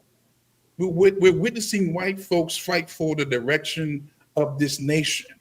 Where it's going to be the next 50 years. Is it going to be red? Is it going to be blue? And white folks are ready to go to war. Could you repeat that again? Could you repeat what you just said? Yeah. I'm gonna follow you with that, Q. Brother Wolf, are you saying this is the Confederacy versus the Union? Or is this the war part 2 all over again? Is this what we seeing, Wolf? Is that what you're saying, sir? The North versus the South again, sir? Quote unquote South? Absolutely. This is an ideological war for the next 50 to 100 years. And they playing for keeps, family. They're playing for keeps. Look here, they don't mind shedding blood. We are the ones who hesitant. They don't mind shedding blood. Okay? Let's spin that back one more. They come from a blood culture, a bloodthirst. Remember, the Irish was always fighting against the Scottish. They always had their feudal wars, but they came together and said, you know what? We got to stop fighting each other and fight some brown people, some black people. Come on. This is an ideological war for the next 50 to 100 years. And it's playing for keeps. Okay? Ideological war, you say, Brother Wolf. Absolutely. Check this out. Now, I know we've been on Dr. Umar head, y'all. Right? But ideology is also a form of power as far as I'm concerned. Right? And there has always been a struggle between which side of these parties would control everyone else. Mm-hmm. Power struggle has always been a very real thing. That's why we're more likely to see black folks have new money, as they call it, than having generational money. Right? But let me play something, and I want y'all to percolate. Let's put all the biases and the opinions aside from this cat. I know I was about to say clown, but I'm not even going to say that. Just listen to what the dude's saying. Clock could be right twice sometime. I don't know who fucking it'll hit 12 sometime. But check this out. Fair use. Why do you think because once you get so much money, right? I heard the only thing that beats racism is capitalism. So once you get to a certain threshold of money, it's like, why assassinate the character of a Puffy or a Jay-Z? What is the significance of it? Well, first of all, capitalism cannot beat racism because racism invented capitalism. White people are serious about power. Black people are serious about money. That's what I want y'all to percolate on. I want y'all to percolate, marinate, whatever you got to do, where them fans at, whatever you got to do in this moment. Okay? Let that sit with you. And you tell me how many Negroes, okay, are fighting to have power other than saying black excellence. Hit you with the black excellence. With the mimosas and the bullshit. Niggas don't fight for power. Niggas fight for riches. And interesting, even in this clip here, he's talking about a Jay-Z. Well, watch this. Why would they fight for power? Let me ask you a question. Why would black people fight for power? Why wouldn't we? We need it. When you don't even know your purpose in the earth. Come on. See, white people, Asians. I beg your pardon? And even now, the Indian community understand their purpose in the earth. And that's to dominate. Asians want to dominate everything. Whites want to dominate everything. The Indians that come up, they're looking at, we need to dominate too. But black people, we just want that paper. And be told what to do. Know their purpose. My purpose in the earth is to always dominate anything around me and everything around me.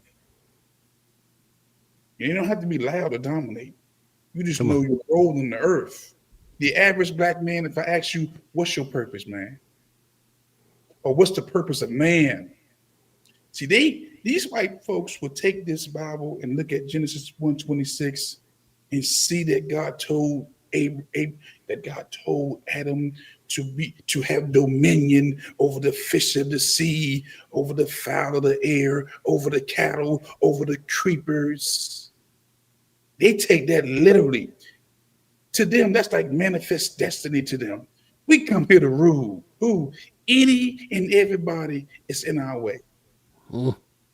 Black folks, they don't think like that. They want to, can we just get along? Can we share? Oh, wait, hold on, Wolf. I'm gonna have to go to I'm gonna have to go to Q after this. Then I gotta go to Brother ABM. Are you saying that the fake it until you make it was taken literally by a lot of black folks? And it doesn't mean in the sense of power over anything, but just the faking until you get the riches. The substance, the material. Black folks are driven by the most material aspiration than anything else, is what you're saying. I'm saying it's beyond fake it till you make it. I'm saying there's a group of people, because the Bible didn't come from the Western hemisphere, it came from the East. Say this again. The Bible and all your books of religion come from the East. But when our white brother came across it and he read it, he appropriated the scriptures. He took on the identity of the very people that we are, that we lost our minds. Okay? And they said, we will become that thing. We will what? Dominate in all industries. We would dominate everywhere we go. And they put it in writing. They even put a manifest destiny in place that everywhere they go, you bring them under you. You subjugate the natives in that land. Okay? We're afraid to dominate and rule. But they're not afraid to dominate or to rule. And that's where you have to shift our thinking, go from being the servant to the masters. Unapologetic. Yes, indeed, brother Q. Do you agree with our brother Wolf sentiment that, for the most part, Black America never had a mindset of conquest? We are voluntary prisons of war. Let me say this, that given the context of Brother Wolf just spoke about with the way the question was presented towards Dr. Umar, the height of Black excellence might have been right after slavery. Come on, Q. We didn't have money, but we had true power. Come with it, Q. They couldn't take care of their kids. They couldn't till their land. They needed us to do everything. So we had more power then than we had now. And those that represent us, those that say that they represent us, whether they're activists and whether they're activists or elected officials, they've shown us time and time again it's more about money than it is power. This is what the Boule teaches us. That they will keep us as indigent servants as long as they making money, because they don't want us to ever get in power. Under no circumstances could we ever get in power and know that we got power. So they get the tokens, they get the people that will climb up the economical ladder and make them think because you got so much money, you got power. And this is why you see them use that very same money to destroy them. Dr. Cosby, Puffy, Jay-Z to an extent. They literally broke R. Kelly and then said, oh, he can't read and write. Huh? All that music he wrote? No money? Outside of his distorted behavior. But this is what they do. This is the system. Because the system will allow you to get money, but won't allow you to get true power. And they'll never allow somebody who understands what true power is to be in a position to have influence over others. because we're either too scared or unwilling to share that type of power amongst each other. And I hope I was able to answer your question to the best of my ability, brother Chef. No doubt, brother Q. No, listen. Um, well, I would say outside of presenting things with a great deal of emotion, fire to it. Unfortunately, collectively, we are broke. We are a broken people, Not all. collectively. Yeah, collective. Not That's all. what I said. No, collectively only. Not, look, Wolf. You and I. No. Look, don't do that. I know individually someone is flying high up this motherfucker. My God. And this is But and this is why Brother Wolf's statement that he loves to say is so truth profound, and we laugh at it, but it's the truth.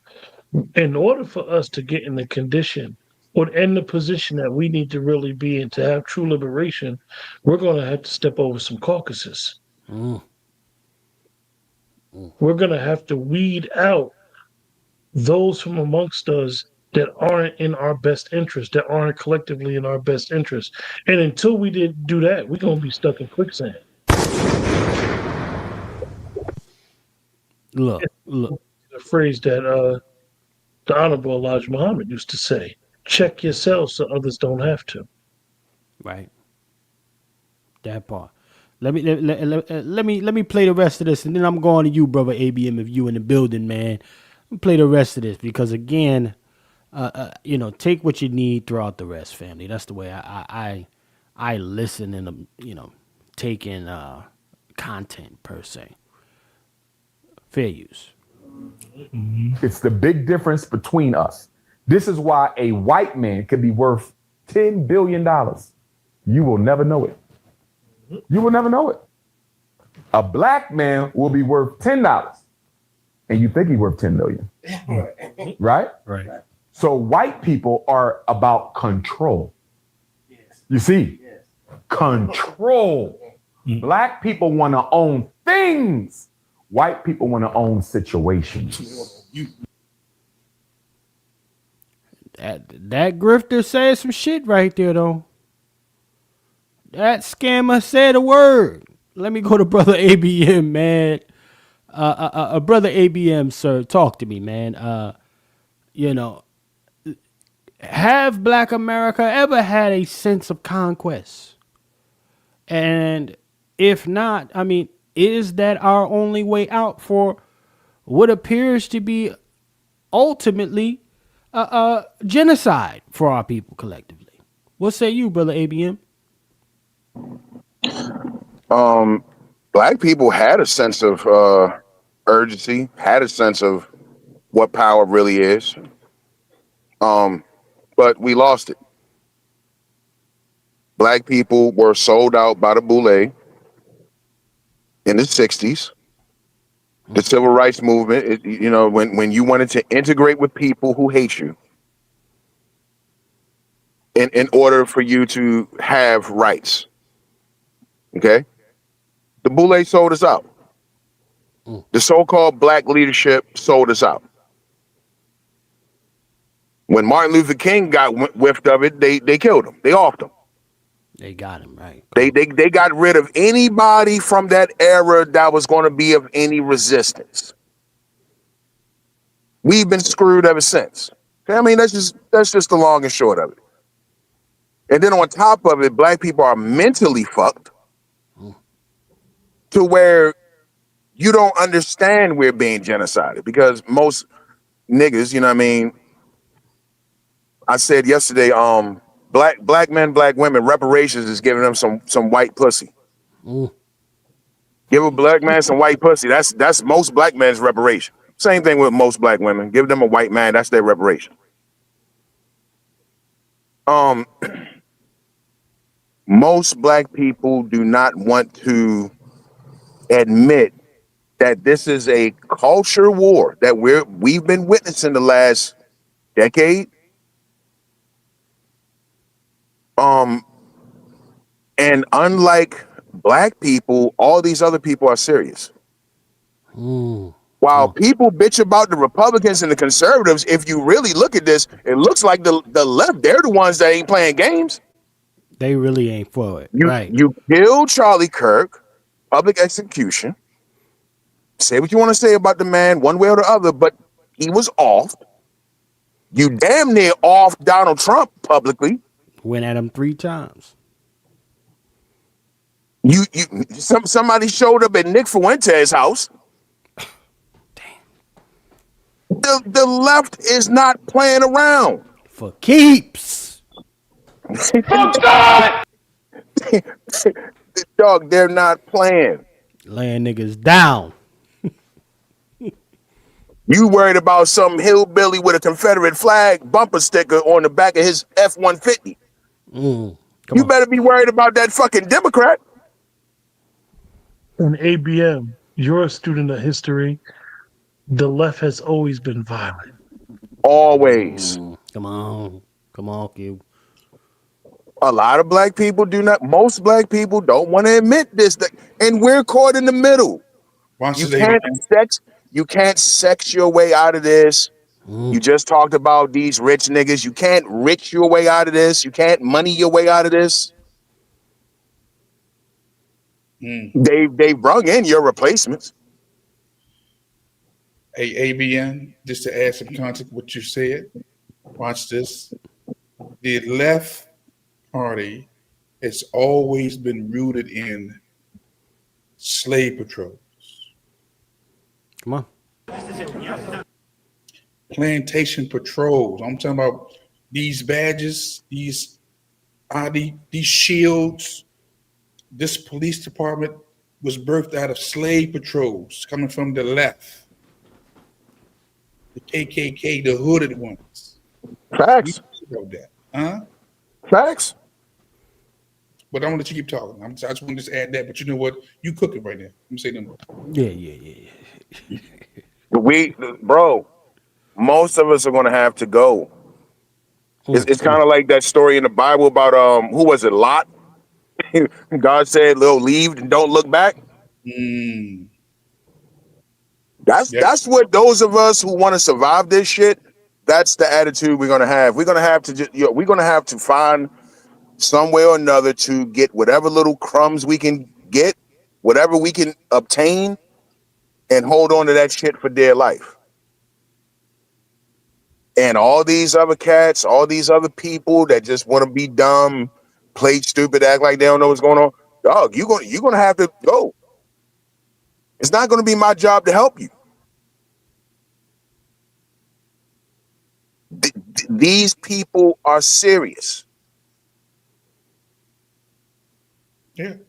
We've been saying, arm yourselves, get your concealed carry, stock up on ammunition, train, practice. Nobody's listening. That part, brother, that part. And that's why I be saying these folks ain't serious. Nah, they not. They're not serious. Look, gentlemen. Here's what we look at, and here's what I look at. I'm gonna say Chef, this. see, you really gonna show this? Here's what I look at. Nah, I did, but I'm gonna stop it, man. I'm going to something else. Here's what I look at. Y'all.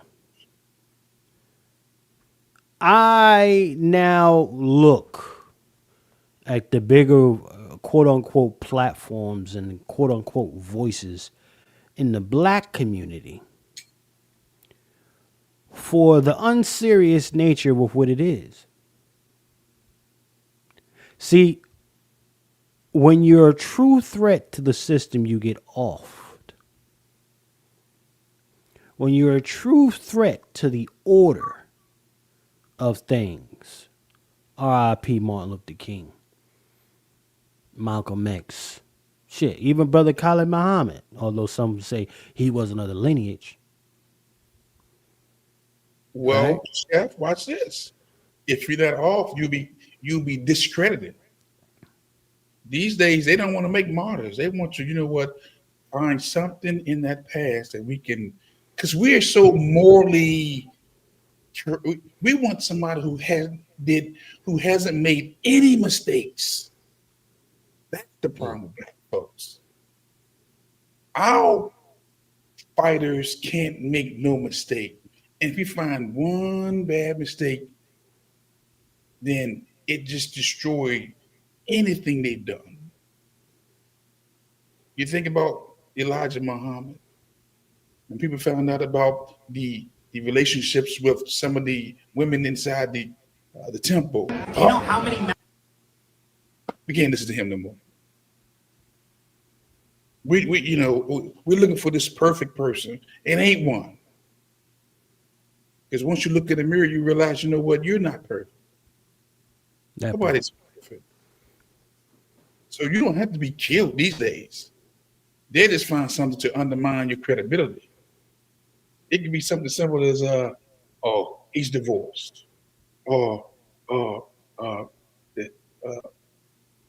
He may be a deadbeat dad or something. Anything to discredit this person. Because once we get it, we pile on. Remember, P. Diddy was, everybody wanted to be P. Diddy at one time. You bought all the Sean John. You had the glasses. Come on, don't revive me. That shit got dead. Don't talk. You know? Hey, God damn it. Look, God, I think I bought me another Sean John last week. Just the cologne, just to have it. That shit smell good. Fuck what you talking about. Go ahead. Once they, put out some information on him that we didn't agree with, he's the worst. But here's the difference that I noticed, Brother Wolf. Go ahead. Trump can be accused of grabbing coochies and everything. 10 toes down. Mm-hmm. That's the difference. You know, look. Look. We've gotten in our way for so long, our own way. We've blocked our own blessings in so many different occasions. One where you look at a situation where folks say, we're living in this time where ain't no leader. Stop. Chef C, one of the things that a lot of people that have stepped into this space, whether you want to say you're a content creator or an influencer, and you start speaking about issues of liberation or whatever, there is no safe space. Right, that part. There is no safe space. All throughout today, we've seen political figures, some of them say that there is no space for political violence. Do they know about the Boston Tea Party? Come on. This country was founded on political violence. It's the core of this country that if you disagree with somebody politically, unfortunately, it gets physical, and in some cases it has led to death. It led to Malcolm's death. It led to Martin's death. It led to Kennedy's death. Come on. It led to Abraham's death. It led to Octavius Cato's death. But go ahead. Yes, this is America. This is who Americans are. Most people cannot not accept difference in dialogue, difference in opinion, difference in thought. And this is why I'm going to keep reiterating. For him to get killed on a college campus where when we send our kids to college to critically think, to learn how to critically think and announce, and that, 9 out of 10 that a grown adult killed another grown adult on a college campus, this will change how people voice their opinion, voice their views. And your opinion and views should be respected. You should be able to say what you want to say without consequence, and definitely not losing your life. So I say that to not make it appear that Charlie Kirk was a friend to the Black Americans. We know he wasn't. We know he wasn't an ally. We know he was a very misinformed 31-year-old that had no understanding of Black American history. 9 out of 10, he was a student of eugenics. If you listen to some of his rhetoric. That part, Q. So the idea of what he had, his concepts, beliefs, and like Brother Juan said, that this is an ideology war that unfortunately with him dying, the very ideology that he preached and talked to people and got people to agree with him again cannot be refuted until the next person arises because they made him a martyr. That's right. Whoever killed that man made him a hero, man. I know it seems far-fetched, but you will see Charlie Kirk statues running around here. And his shirts. And I believe it was. I'm not sure. And I 20%. I believe it was strategic. 80%. What percentage? I believe it was strategic, y'all. And what you said earlier, Q. I initially was coming from a place where I'm like, yo, them libs really crashed out. But I think it was a little partnership going on with this one. Mm-hmm.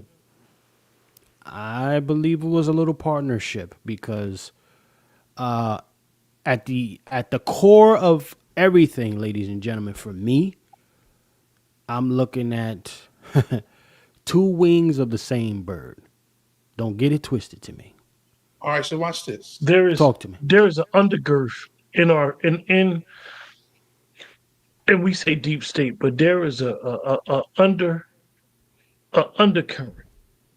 in our social conscious, in our media, in our government that literally are trying to take away our Constitution. It is a threat on the republic. You know how they say, "Oh, this person's attacking democracy." No. Come on. They're not attacking democracy. They're threatening the republic. To the republic for which it stands. Brother Q.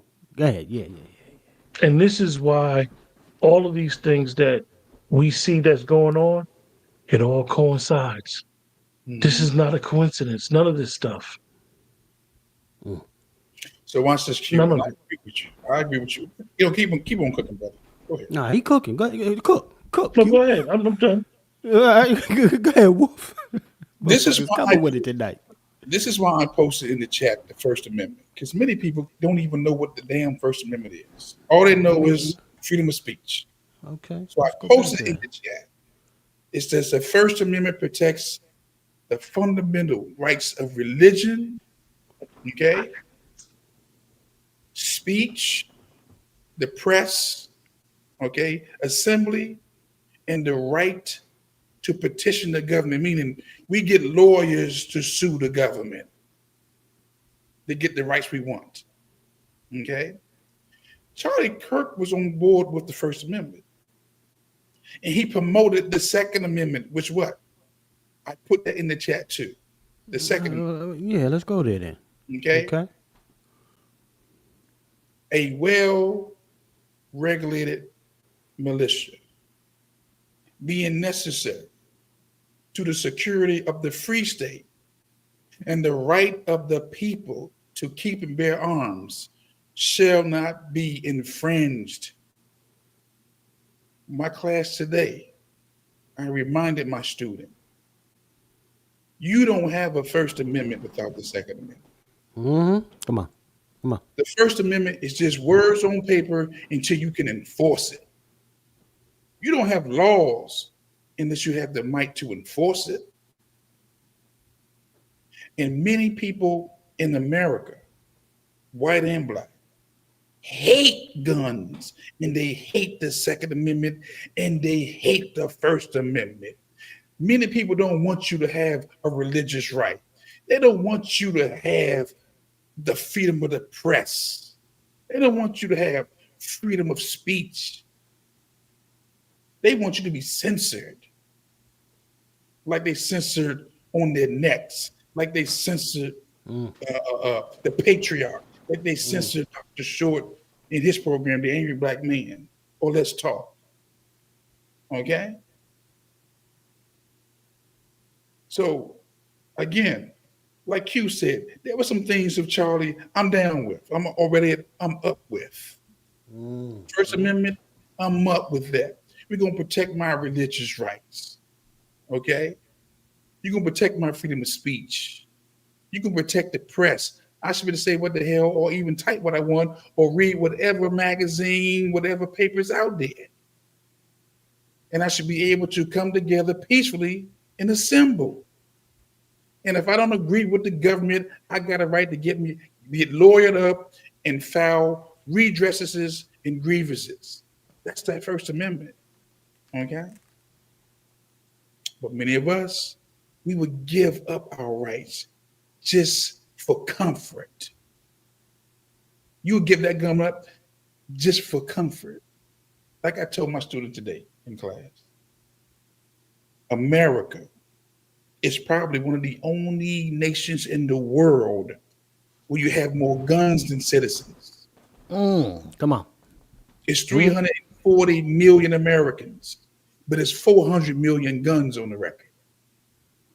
And I will protect my right to have my shotgun, my rifle, my revolver, and my semi-automatic handgun, and possibly my M203 grenade launcher also.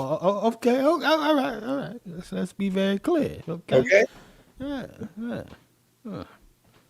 Dr. Umar. I beg your pardon? Yeah. Look. I'm going to go to Brother ABM, but I want to play this, because, again, I've heard for such a long time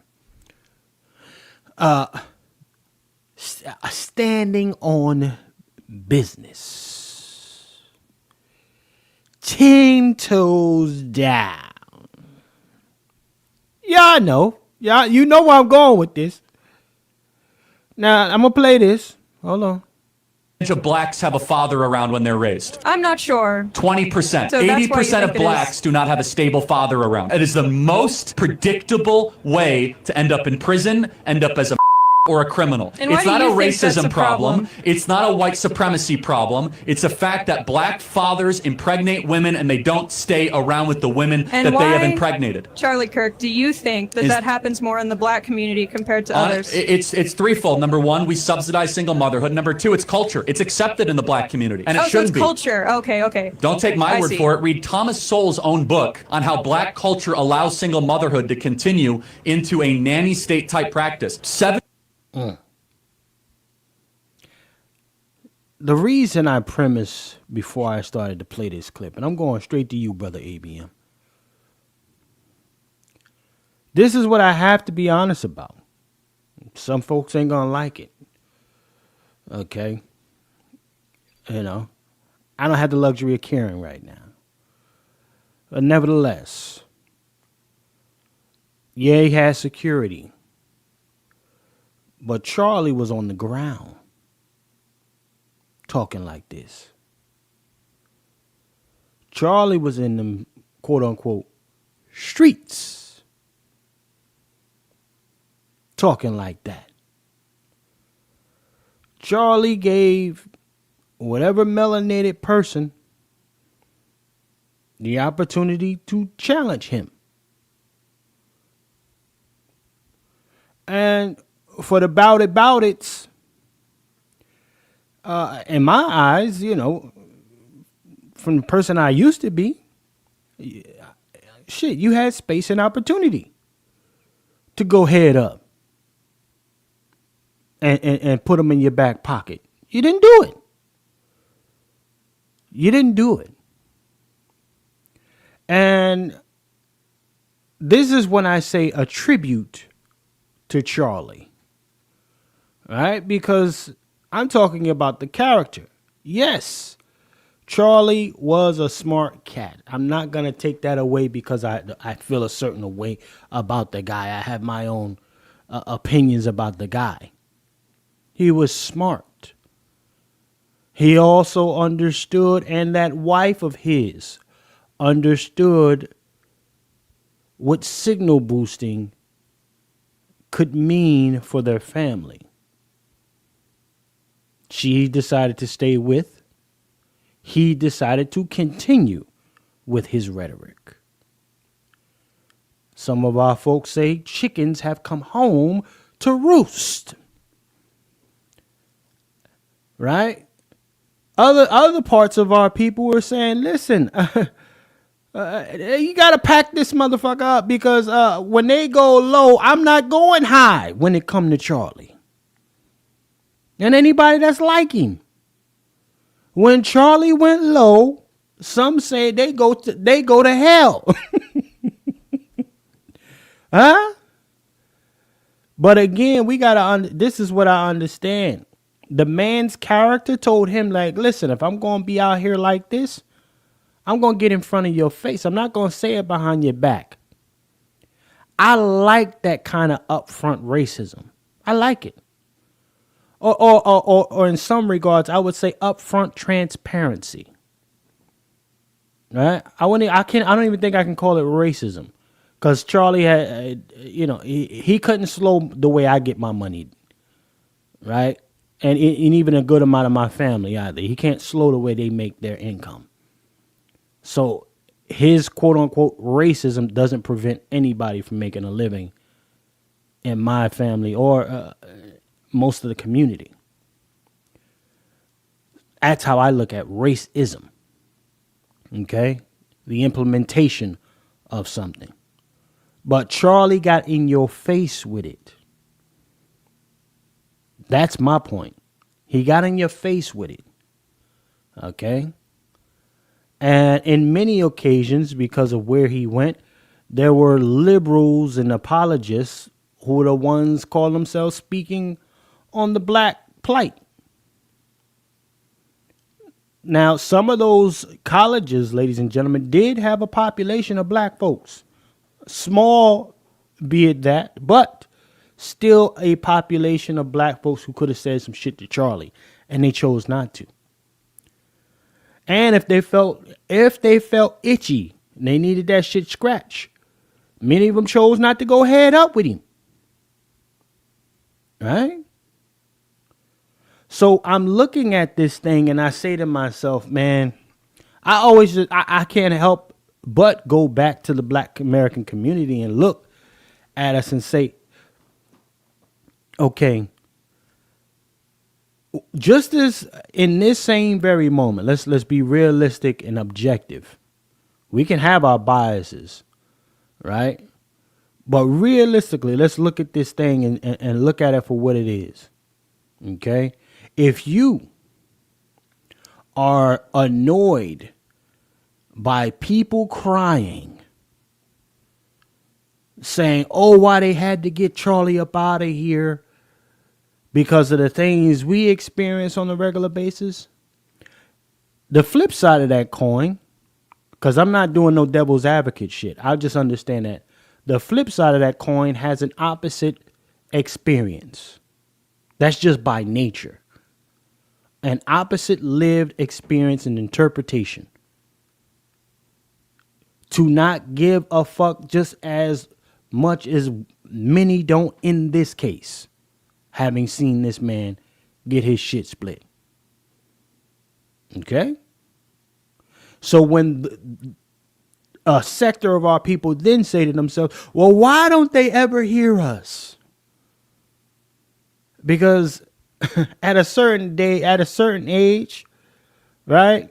Or a certain period in somebody's psychological development, they don't have the luxury to give a fuck anymore. And many may not have ever gave two shits. That's just the reality with which we need to get to. My brother Wolf, he tells me, listen, this is war. This is a cold war. There's carcasses that's got to be stepped over. Charlie, listen, my guy, You just one of them that's getting stepped over today or yesterday in that case. All right? Look, I don't have the luxury to care how he went out. Right? I initially felt some kind of way about the kids having bared witness to their father getting taken out. I'm going to keep it a buck with y'all. Initially, I did feel some type of way.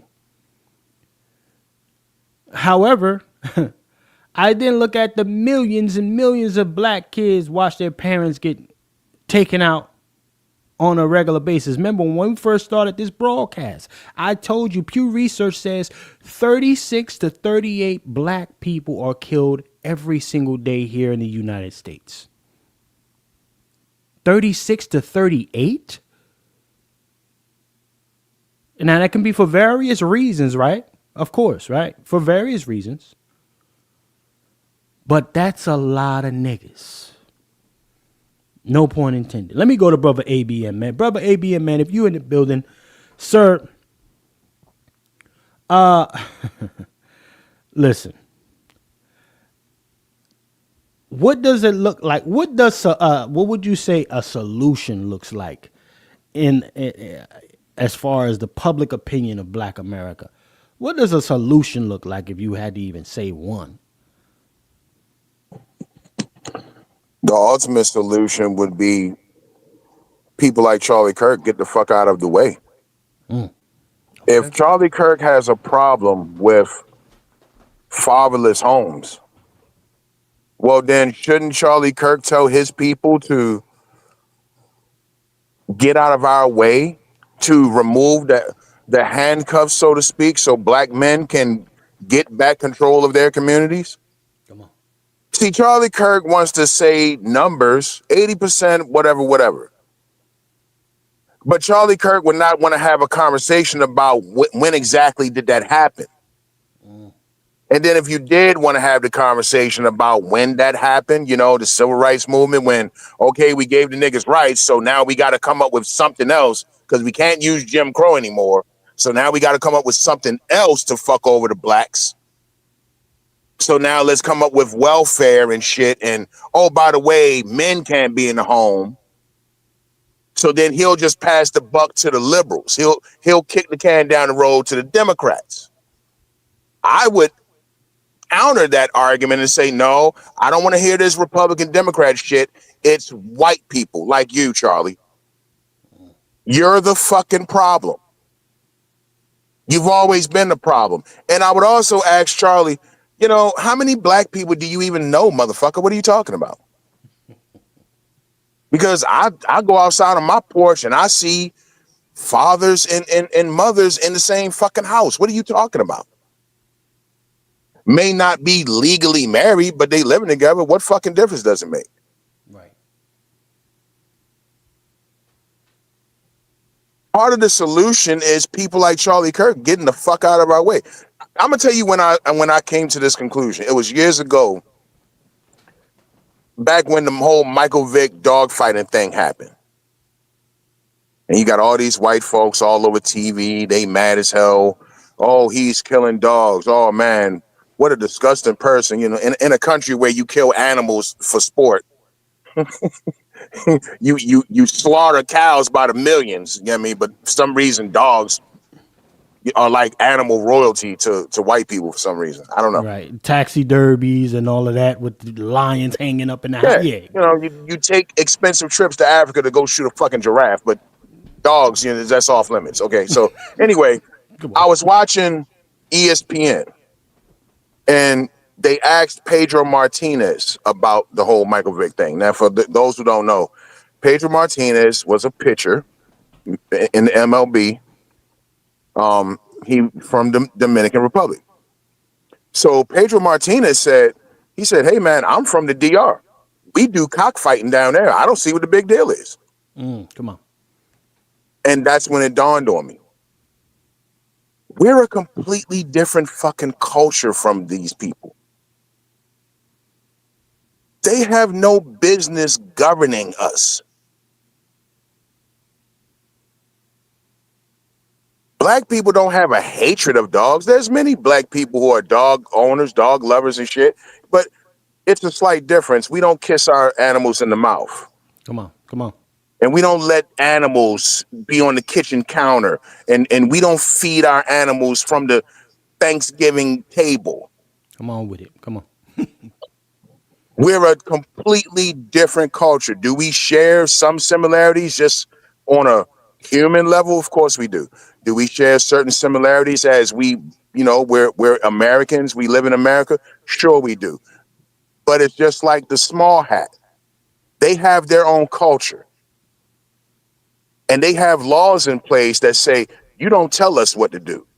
For example, chef, you're a chef. You know this. You've seen kosher kitchens before. There's a certain way to prepare the food, certain way to wash, clean the food, clean the dishes. I used to work in a hotel. I know what I'm talking about. The Hyatt Regency had a whole kosher kitchen, separate from the others. That's part of the solution is that right there. Black Americans need to have a certain level of autonomy, a certain level of self-governance. Get the fuck out of our way, because every time we have something, people like Charlie Kirk have come and destroyed it. Maybe my version of marriage don't have to be the same as yours. And since when have white men like Charlie Kirk ever gave a fuck about black children? When have white men like Charlie Kirk ever gave a fuck about black men going to prison? If you have a problem with so many black men going to prison, why don't you legalize drugs, for example? I mean, obviously your war on drugs hasn't worked. In fact, if you're so upset about drugs and gangbanging and crime and all these things, why do so many Republicans love Ronald Reagan? You know, because after all, it was him and his CIA that brung all this shit over here in the first fucking place. And other presidents, not just Reagan, Nixon.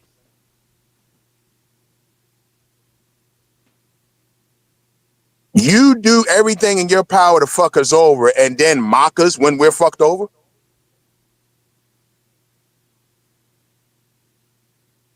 And of course, he has to quote some coon, Thomas Sowell, like get the fuck out of here, dude. Right. People like Charlie Kirk should not be speaking on us. That's why he always did his shit at the places. He never came. Listen, I live in a city with 2 colleges, not 1, but 2, Coppin State and Morgan State. Why you didn't come here? Like, get the fuck out of here, dude. I'm tired of mediocre white men thinking they know shit. You don't know shit. Come on. And all of the things, and I'm going to sum it up with this, all of the things, all of these devices that white men like Charlie Kirk have came up with to fuck over black people always tend to boomerang back to them. Drugs, feminism, you talk about fatherless homes. How many white men are going to be in the family courthouse tomorrow filling out paperwork saying the ex-wife don't let me see my kids? This whole myth of the intact white family that has their shit together. Listen, this ain't the 80s no more, dude. That's a full cap. Nobody believes this Full House. Remember that TV show Full House and then all that Leave It to Beaver and all that bullshit? Right. Dog, those days been over, bro. Brady Bunch. Right, come on. Yeah, Brady, come on, bro. Nobody's believing that shit no more, dude. I've had to go to the family courthouse. I know it's packed with white men being fucked over by the same system that white men designed to fuck over black families. It's now fucking over your kids. That's why your kids are dying from fentanyl. That's why your kids are getting abducted by these illegals. All these things are things. Black people didn't come up with this shit. All of these things come from your people, Mr. Kirk, respectfully. And it always comes back to you. And it literally came back to Charlie Kirk. Hey, on the last word, right? Our brother ABM on his last word packed him up. Gun violence. Let's talk about gun violence. I'll land my plane, man. Look, well, check this out. Then we gonna get ready to start slowly locking this thing down. Been in here 2 hours, man. Make sure y'all feel free to continue to support the program. Our sponsor today is my brother ABM. We appreciate you again, sir, with the contribution, keeping this thing open. But again, I'm just looking at when you say tribute, you know, we gotta really just. I think it's necessary that we understand what a tribute can mean. It has different meanings. And in this particular, we're just going ahead and we're acknowledging the character of a Charlie. That's how I'm using tribute in this particular broadcast. Now, the brothers, again, this is the great thing about having an objective and opposite opinions on panels. You know, folks have the opportunity to back their stuff up. But where I'm coming from is a character thing. And I'm saying with Charlie's knowledge and research, you know, even we watch the pastor only in certain churches read from particular scriptures to drive their points through. So it doesn't mean that they didn't necessarily read the rest of that book, but it doesn't serve them in that moment. And Charlie's omission of certain information, when beneficial to what he's trying to drag, right? Or trying to walk down, he knew exactly what he was doing. That is the character with which I am paying tribute to. Okay? So let's go ahead and play this part here. Segregation, subjugation and enslavement. Black folks should have stayed in slavery, per se. Well, I'm going to let Charlie tell you what he's thinking here. Fair use. This shows they were actually better in the 1940s. It was bad. It was evil. But what happened? Something changed. They committed less crimes. Maybe they were afraid. I mean, 4,000 black men, women, and children were killed in violent lynch mobs. That's your explanation. But racial terror permeated American culture for hundreds of years. Black America is worse than it has been that affected in the last 80 years. The generational psyche of an entire group of people? Well, I'm sure it did. I'm not discounting that. Now check this out. She's emotional. But what Charlie's saying here, I would say two things can be true. Black folks being better during slavery times, or even the possibility of committing more crimes now. But here's the reality with which that works. People commit crimes within proximity of who they're next to. So black on black is not a situation because niggas just want to kill niggas. It don't work that way. It just so happened that niggas live in that community.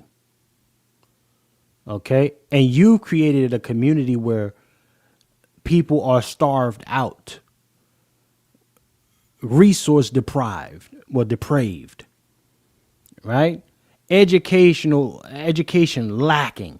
You created a savage environment, then act surprised that the result or the end product is savagery. So that's why I be looking at Charlie and I said, okay, you nitpicking, you choosing and being slick with your shit, right? But you understand what creates what. You also understand that your rhetoric was then going to produce the death threats that would come at some point to you. You just didn't believe that it would go as far as it had, but you were anticipating the influence you would gain. See, for a long time, the content creator or the influencer, right, has had little to no true consequences for what they say in these streets. That part right there. The influencer had little to no real consequences for what their rhetoric projects to the rest of the world. Now, is it, I would say even his own assassination, let's be clear, him getting popped, I personally believe has less to even do with him directly, as opposed to what it has to do with the message that they needed to be sent. See, they needed to martyr this man. And Charlie said through his own admission, listen, don't cry for me, goddammit. I hear you, Charlie. Charlie boy, no pun intended. You said empathy is dangerous. But I'm going to go to the Wolf. Wolf, you look like you got something to say, sir. I got a clip that I need to play here. Back Charlie up. Listen, everybody, Charlie said, don't cry me no tears. I like this for me. You gonna play the clip? Yeah. I was gonna let you go ahead and say that while I get that clip queued up. But go ahead, brother Wolf. Yeah. I'm gonna go grab that clip. I got a clip. Again, full disclosure, I really haven't followed Charlie like that. I don't know much about the brother, no more than what he shared and some clips I saw. So I can't really speak. I can't stand the word empathy. But look, I'll say to anybody who's listening to me, our words and our thoughts are always creating reality. Many of us don't put no respect in our words. We don't put no respect in our thoughts. We just think we're just saying things and it don't land nowhere. I told a group of brothers the other day, we are three parts, man. We are seed, we are soil, and we are water. And you need to know what part you're playing when you're talking to somebody. Right now, I'm sowing some seeds. And right now, if you have a seed, I'm sowing some water too. Okay? Charlie, like we all have sowed some seeds. Okay? And we are soil. We receive seed. People always, during the Super Bowl time, they don't spend $25 million for a 30-second commercial not to put something in your head that you can't get out. So we are seed, we're soil, and we are water. You need to know who you are at what time. Charlie sowed some seeds. And one thing about soil, the soil never asks the seed, what you doing here? If you place it in the soil, it's coming up. It's coming up. When? I don't know. Could be tomorrow, could be next month, could be a year from now. These seeds were sowed early, and it's harvest time. Shout out to no. You getting philosophical on it with that interview with the vampire talk. He's biblical. You reap what you sow. Says that in the Bible. Mr. Kirk fancied himself a Christian. ABM. And that's in the New Testament. Yeah. You plant apple seeds, expect a fucking apple tree to grow, bro. I mean, you can't plant apple seeds and expect cabbage. Come on. Charlie Kirk planted the seeds of bigotry, racism, hatred. That's not Jesus Christ-like, as I read the New Testament. Charlie Kirk's another fake white Christian who basically just lies on the Bible. And of course, just a segue, sidebar for a moment. He bends over and spreads it for Israel. He busted open for Israel. Come on. Just going to throw that out there. Typical white Christian in America. Man. So, I mean, hey, if you're a Christian, then you should already know where that's going. You plant the seeds of hatred, guess what's going to grow? and he received it. Am I saying he deserved? I'm not saying that. I'm just simply just pointing all of this out. I agree. Hey, you got a First Amendment right, bro. You can express yourself and have your views and opinions, and nobody should harm you for that. But you know what? I also live in reality. That's true. Come on. Facts. I live in the real world. See, I'm from the hood. And in the hood, you learn at an early age. Watch your mouth. Watch your fucking mouth. Come on. That shit. You learn early. And I'm not talking about from your mama. I'm talking about other little kids. Somebody might just break your damn jaw one day because you said the wrong shit. Charlie Kirk didn't learn that lesson. He's been a privileged little suburbanite all his life. Living in a cul-de-sac and a driveway and lawn and all that shit. You didn't come up the hard way like the rest of us for all this bootstrap shit that people like him like to talk. You never had to pull your bootstrap. You never had to do that. So you never learned these valuable lessons. And it cost you in the end. And like I said earlier, you talking all this fatherless home shit. Well, now your kids are in a fatherless home. ABM. God. I'm sorry. Did I say something wrong? God. What? Yeah. You reap what you sow, buddy. I'll land. Where Q at? Q. Shit. We need Q to break this up. Q. Here. Man, tap in, man. Tap in, goddamn shit. That's crazy. That's crazy. The way ABM just dropped that, because if you really keep it simplified, man, like there isn't much more I could add to what has been said. And though I am always going to be an advocate for our Constitution, and I always say freedom of speech is free, but it does come with consequences. And if you're not willing to deal with the consequences that come with it, you might as well just keep your mouth shut. I find it interesting that Charlie Kirk, when you look at the people that he even had conversations with, number one, those were not black people. Come on. And number two, they were not who I would consider intellectuals. That part. Come with it. It's a low-hanging fruit. Anybody could spew out stats that lack context, that lack any historical understanding. He basically grew his platform with ease. Very easy to grow a platform. They Ronda Rousey them, man. They cooked him up like they was trying to cook Kamala up. But anyway, go ahead.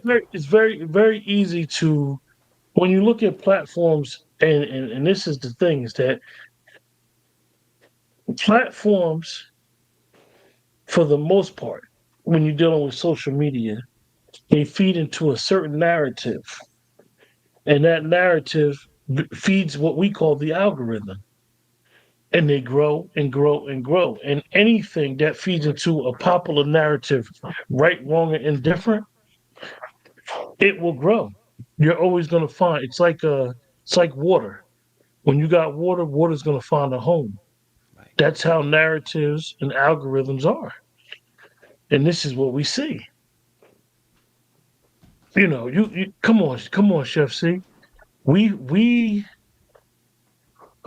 support a guy, and I ain't saying no names because I know you support him as well as me.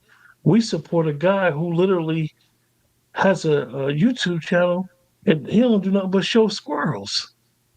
And it grows. It grows. And shout out to him for being able to tap into that type of algorithm. But this is what Charlie Kirk has done. He's done what these great Gen Z guys are doing. is they find something to grift onto, and they hold on to it. And like our brother ABM said too, he reaped what he sowed. It led to his demise. He fed the algorithm, and the algorithm, all pun intended, shot it back at him. Come on. And I'm gonna land my plane. Come on, Q, man. Look, don't get it twisted, y'all. I ain't laughing at Charlie. I am just very clear about what the scenario is. And I guess I would say this, and I allude to the brother Wolf with this. What you say can and will be used against you. And that is in the court of public opinion. Huh? What you say can and will be used against you in a court of public opinion. A good enough amount of people thought that this man was danger to them, that something had to be done. That is the court being in session when it comes to Charlie. His character, which we attribute to, triggered enough of people. His rhetoric triggered enough of people to say, all right, enough is enough. Send the bird out. Send the bird out. But at the same time, we got to understand, Charlie said, listen, don't cry me no damn river. That's dangerous. Fair use. I can't stand the word empathy, actually. I think empathy is a made-up New Age term that does a lot of damage. But I can't stand the word empathy, actually. I think empathy is a made-up New Age term that does a lot of damage. But okay, I got you, Charlie. I got you. That's why I say, listen, when I say to you, I'm not being insensitive. I'm actually honoring the guy. Huh? I'm actually honoring Charlie. When I say I don't have the luxury to give him two fucks. Look at that head. Come on. I'm just saying, yo, look at that head. That's a big fucking head. We look, Charlie, if you want to put some respect on Charlie, he said don't cry him no motherfucking rivers. It's dangerous if you do that. He thought he was tougher than what he was. Nah, I don't believe in empathy. He wanted to be a tough guy. Okay. Look. The most shocking thing about shock value is that it ultimately leads to a shocking outcome. Okay? No point intended. But yeah, a lot of people are shocked that he got his shit split. But when you chase shock value and shit that you say because you know it will trigger folks, well, don't be shocked when some shit happens. Anyhow. Well, I'll say this. I think that. Yes, sir. Yes, sir. You know, many of us, again, I'm going to say this. Many of us don't put the respect on our thoughts in our words. How many times you thought about something to somebody and they called you or they popped up? Come on. So imagine if your thought is that powerful that when you think about somebody and they call you, how much more powerful when you release that word out your mouth? When you say something and your words become flesh. Your thoughts become reality. No different for Charlie Kirk or anybody out here who's talking. I'm not exempt. I talk about guns all the time and shooting and firearms. So would you be surprised if the wolf got shot? Because I'm talking about the guns? Oh, not at all. That's what I'm saying. So many of us listen to Charlie, heard what he had to say. His words became flesh. His thoughts became a reality. And many of us right now, our thoughts, right where you are right now, I can trace your present situation to your thoughts and to your words. And you ain't really tell me nothing. How you living and how you thinking, it's all about your thoughts. Charlie's no exception. Shout out to Cut the Check, man. Look. We done got deep pause. We need some donations in this joint. Well, yeah. You know what? Let's take a quick break. We're gonna see if cats want to keep this going. I mean, they piled in here. They in this motherfucker. We're gonna see if they want to keep it going. As we should, people watching, and we should have some donations right now because you're getting some stuff that you ain't got nowhere else online. I mean that. That's a fact. That's a fact. Shout out to brother ABM being our sponsor right now. If you'd like to become the co-sponsor, it's $25 contribution to match ABM. If you would like to be the sole sponsor, you have to surpass that with a $30 contribution. Or if you just want to put on a GP, hit the Cash App, $FTS49, or the Vimeo at From the Soil, ladies and gentlemen. Let's take this quick commercial break here, y'all. Quick commercial break. We're going to be right back, y'all. Salute to everybody that's in the building right now.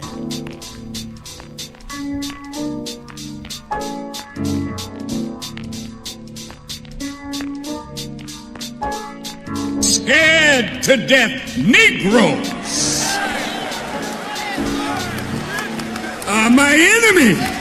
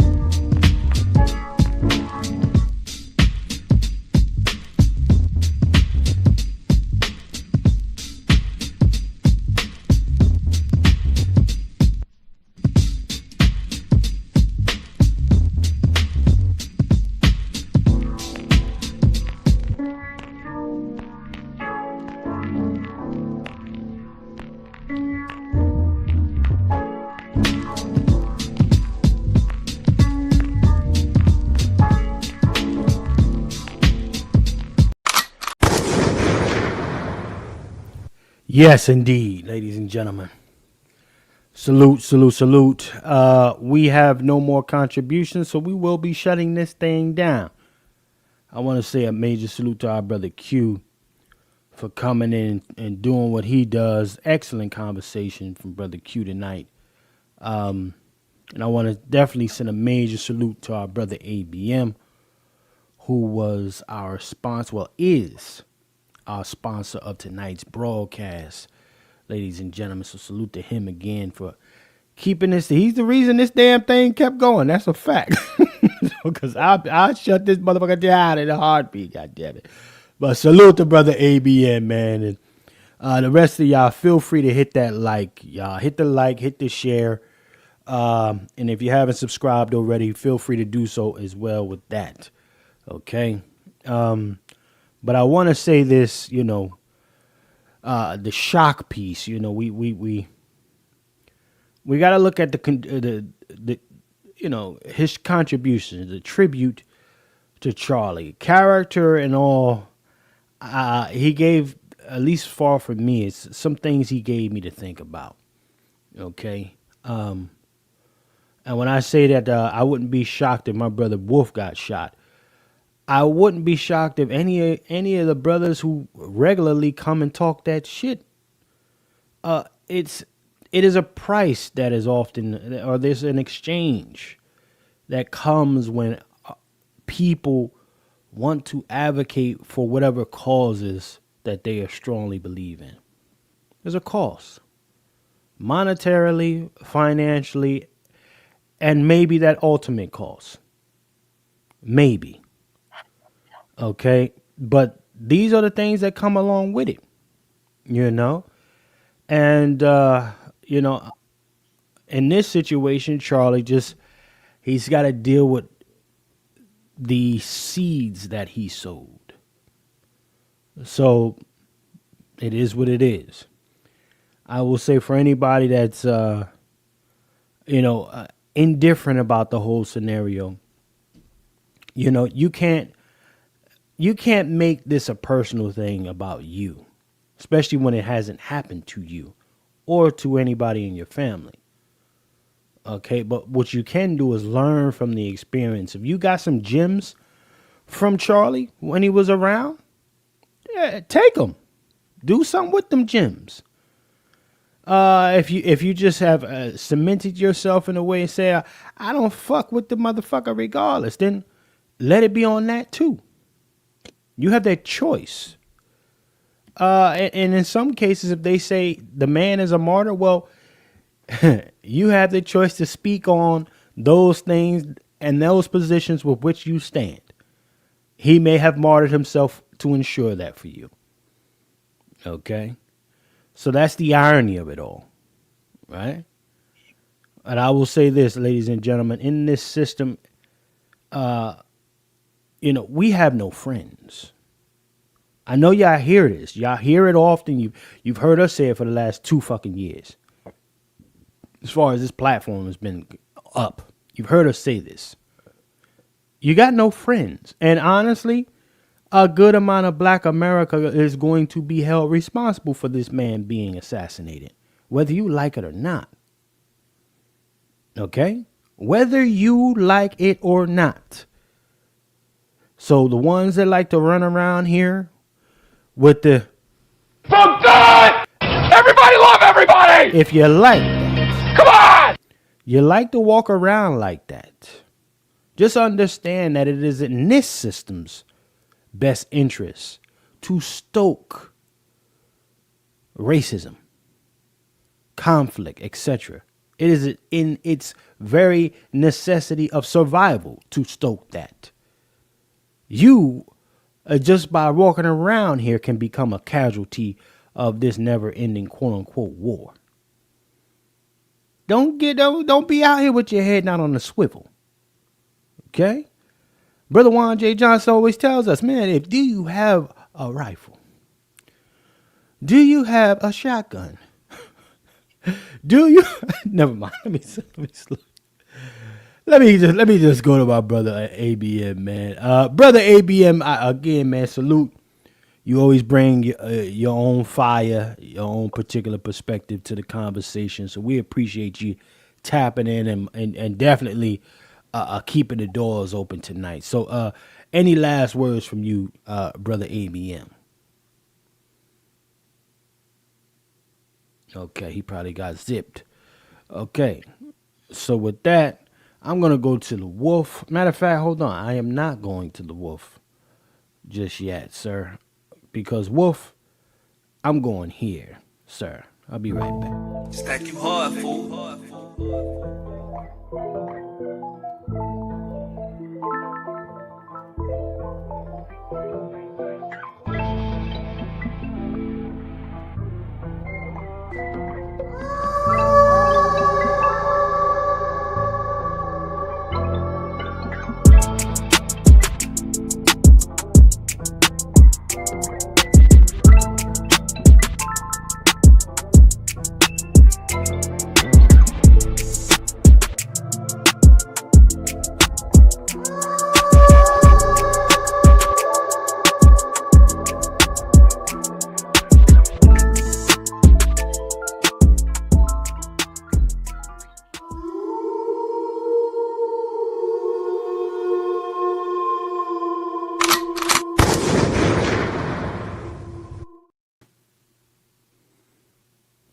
Yes, indeed, Brother Juan J. Johnson. Ladies and gentlemen, the man, the myth himself is there, sir. Any last words you got for us, sir? And if there's anything coming down the pipeline, please share with the audience.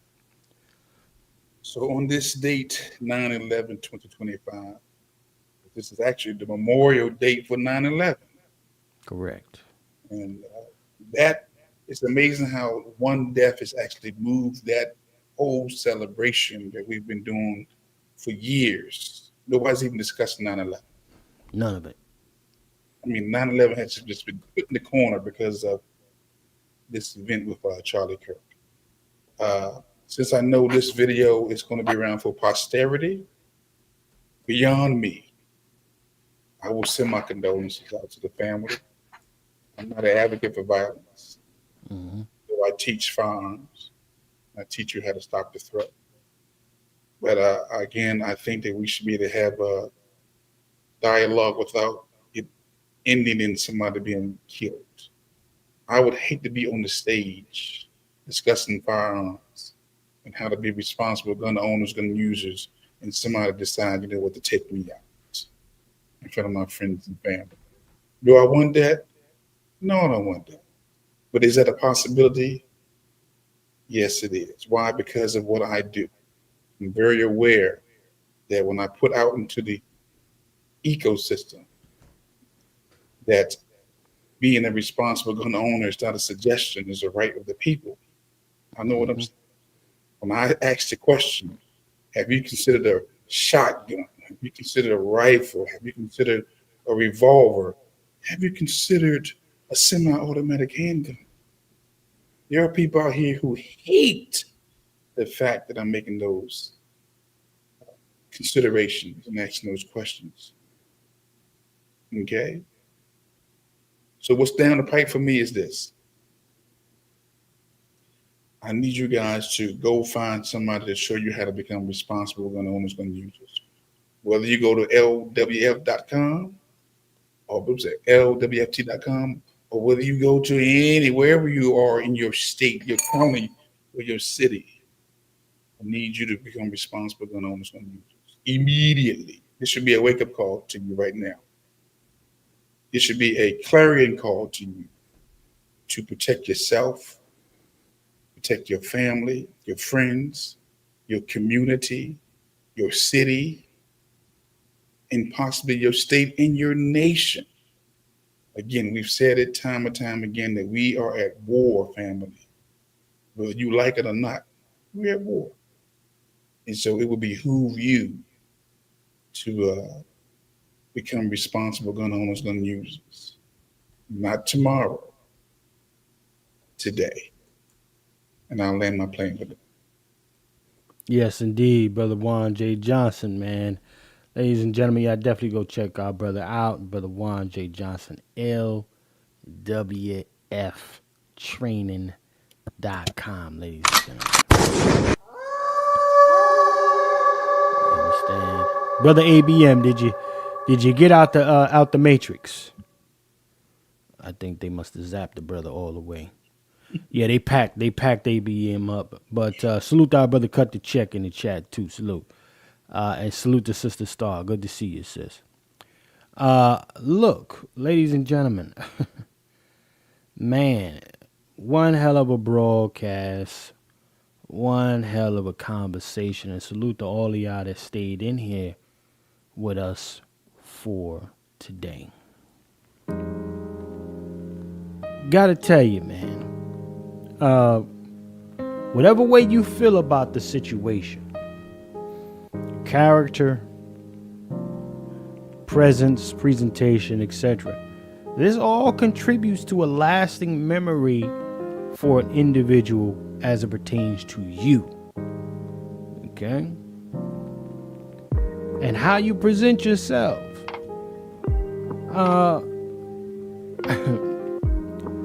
Is really determined upon how you are received in the minds of a people. Rhetoric is good. Just depends on who your audience is. Right? There will be some people who are extremely receptive to your style of delivery, your style of presentation, etc., your viewpoints. Very receptive to it. But you gotta bet and know, especially when you go up these social media streets, that there's going to be other people who can't stand what the hell you represent. Keep your head on a swivel. That's all I can say. And I want to thank everybody here that joined us today, ladies and gentlemen. Make sure if you haven't liked, subscribed, or done any of that yet, make sure you do that, family.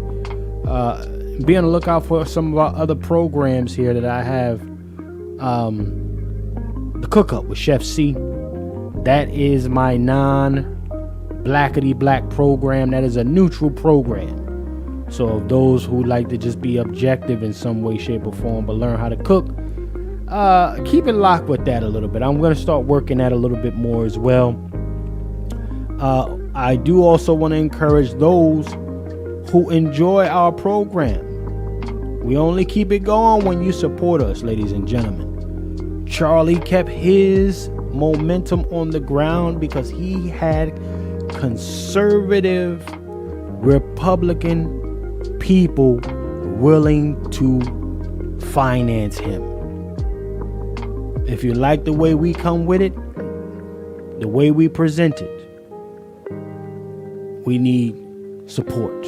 Lip service ain't real service here. Okay? So with that being said, I want to thank everybody for joining us here today. And remember, ladies and gentlemen, okay, as I always say, in a system of white degeneracy, you stand for nothing, you fall for anything. My name is Chef C, and I'm out of here. Salute.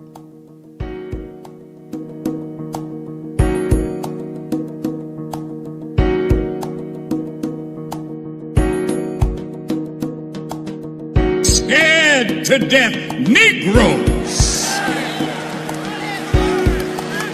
are my enemy.